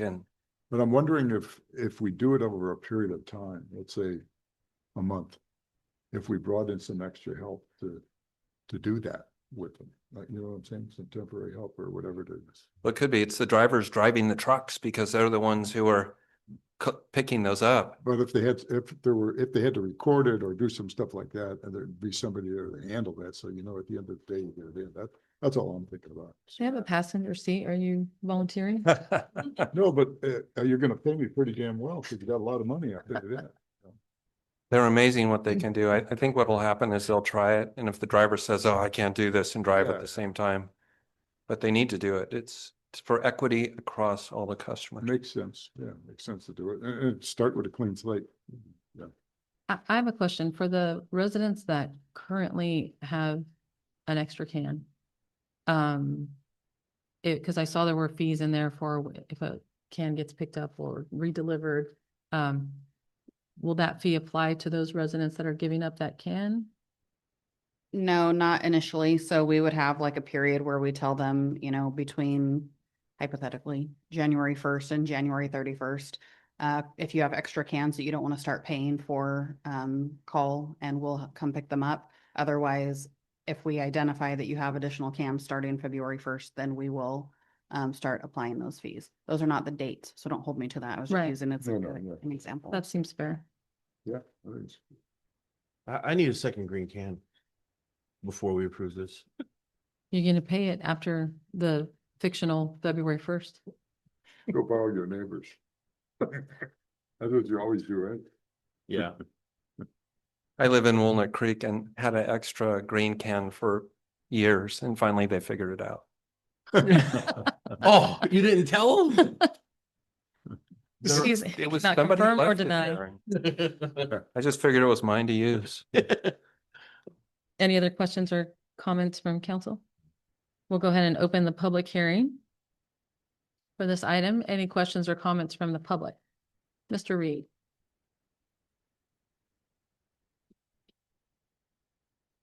As relates to the extra can, if you have an extra one for the black can, you're probably going through a lot of stuff every week.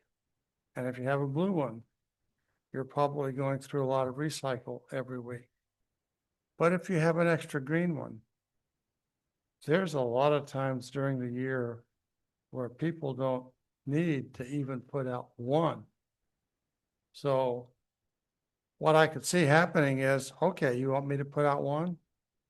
Then I'll just kind of let the waste pile up in my yard and I'll string it out, put out one can every week, every week, every week. So it winds up, you pick up the same number of cans. It's just stretched out. Just something to consider. Thank you. Thank you, sir. Any other public comment? Seeing none, I'll bring it back to council. I think a lot of those cans will probably, except for maybe the black, because that's always been picked up weekly. But I think a lot of those extra cans will probably come back to the city just because we are picking up the blue and the green every week now, which before it was every 2 weeks. So people that were buying from Amazon during COVID, especially, all of the cardboard and packaging and everything, it could add up for sure. But hopefully, I don't see it being too much of an issue personally, but Well, we do a lot of cart sharing on our street. Hey, your blue can, but I put a little more in there.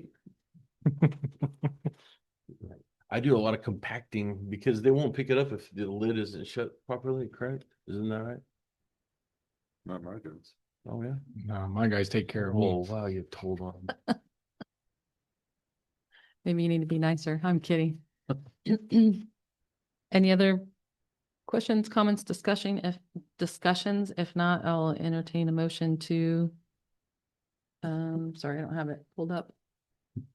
To update the miscellaneous fees for optional solid waste services within the master user fee schedule.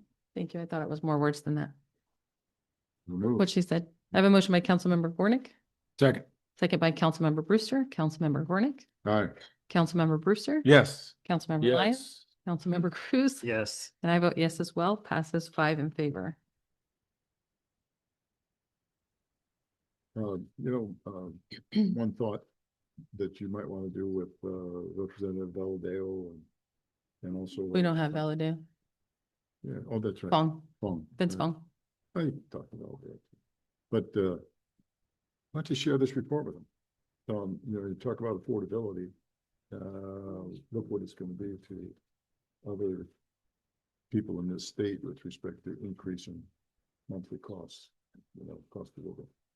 But has nothing to do with inflation, just the state is causing this stuff. That would be our state representatives that would need to hear that. Yeah. Which I tell them often. Good. You guys should as well. Just gonna throw that out there. We have no new business and we'll move on to city council reports and requests. Councilmember Brewster. Thank you, Mayor. I'm gonna keep it short. We've had some movement at the sheriff's office. Sheriff Dave Putnam will be taking the helm on Monday. Sheriff will be retiring. I just want to thank all the city staff that went through a lot of talking tonight. And I want you guys to know you are appreciated and that we had a lot of good conversation here. And I think some people need to be held accountable for some things because at the end of the day, we get chastised about things and decisions and all that good stuff.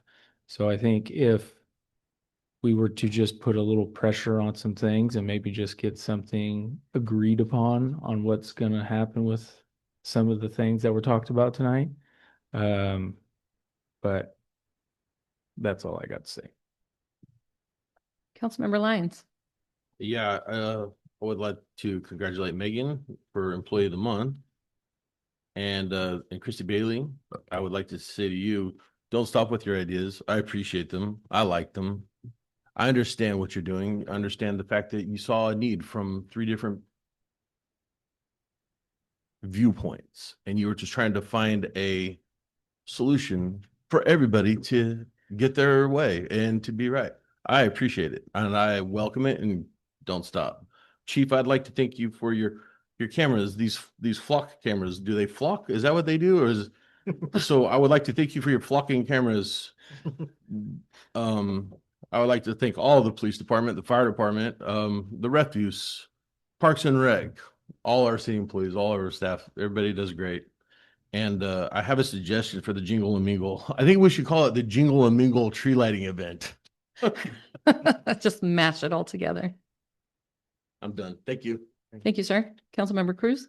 Mayor, as always, I thank the staff for all your hard work. Your inputs are incredibly valued. And when we discuss different viewpoints, it's very valuable in decision making. So thank you so much. And that's all I have, Mayor. Thank you, sir. Again, ditto to congratulations to Megan and Christy. Thanks for your valuable input on those discussions. Also, I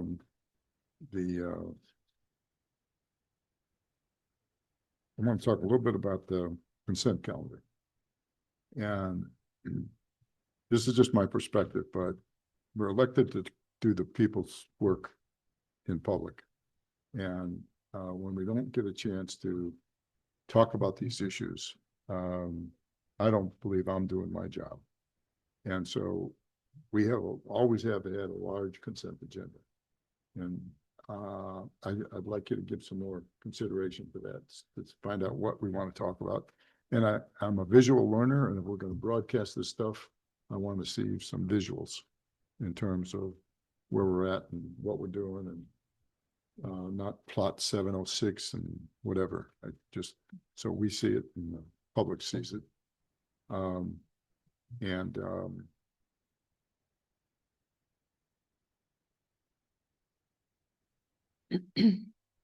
want to wish everyone a happy Thanksgiving. Oh, happy Thanksgiving, everybody. I knew that was coming.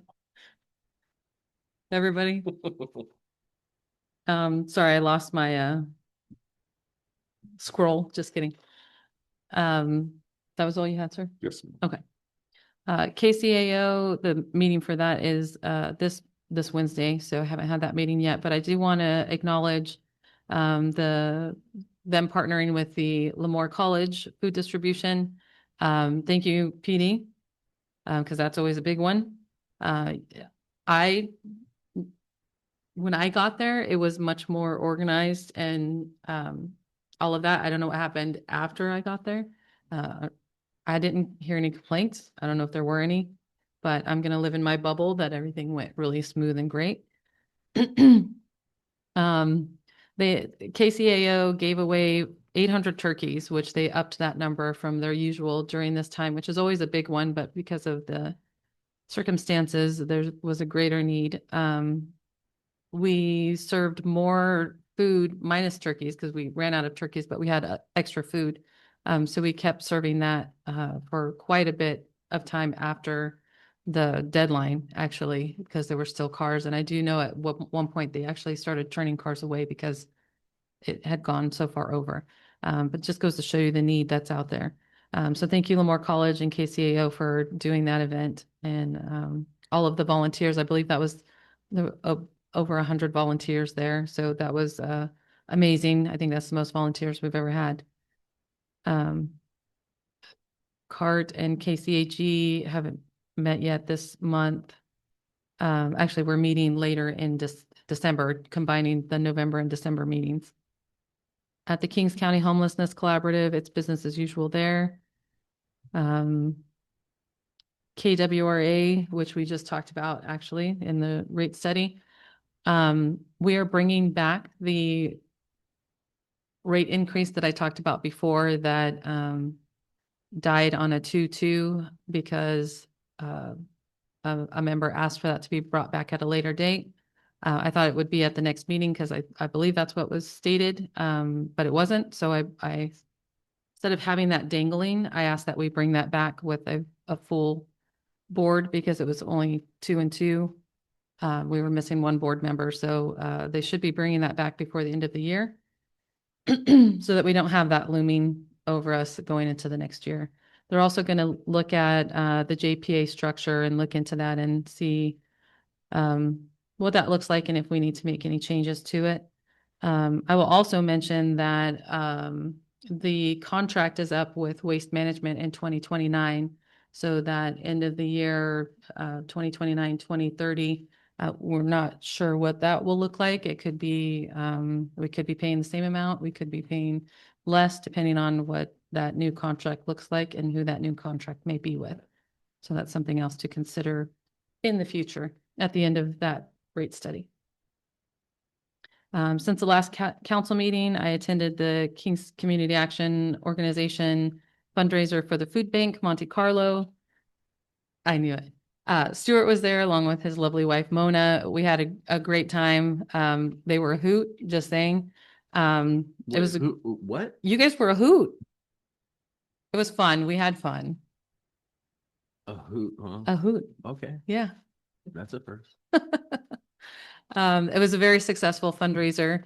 I know most of us have probably attended a few fundraisers. I think that was probably one of the best ones I've ever attended. It was good, really yeah. well done. Yeah, so I'm looking forward to the next one. If you missed out on it, maybe you should go to the next one, just saying.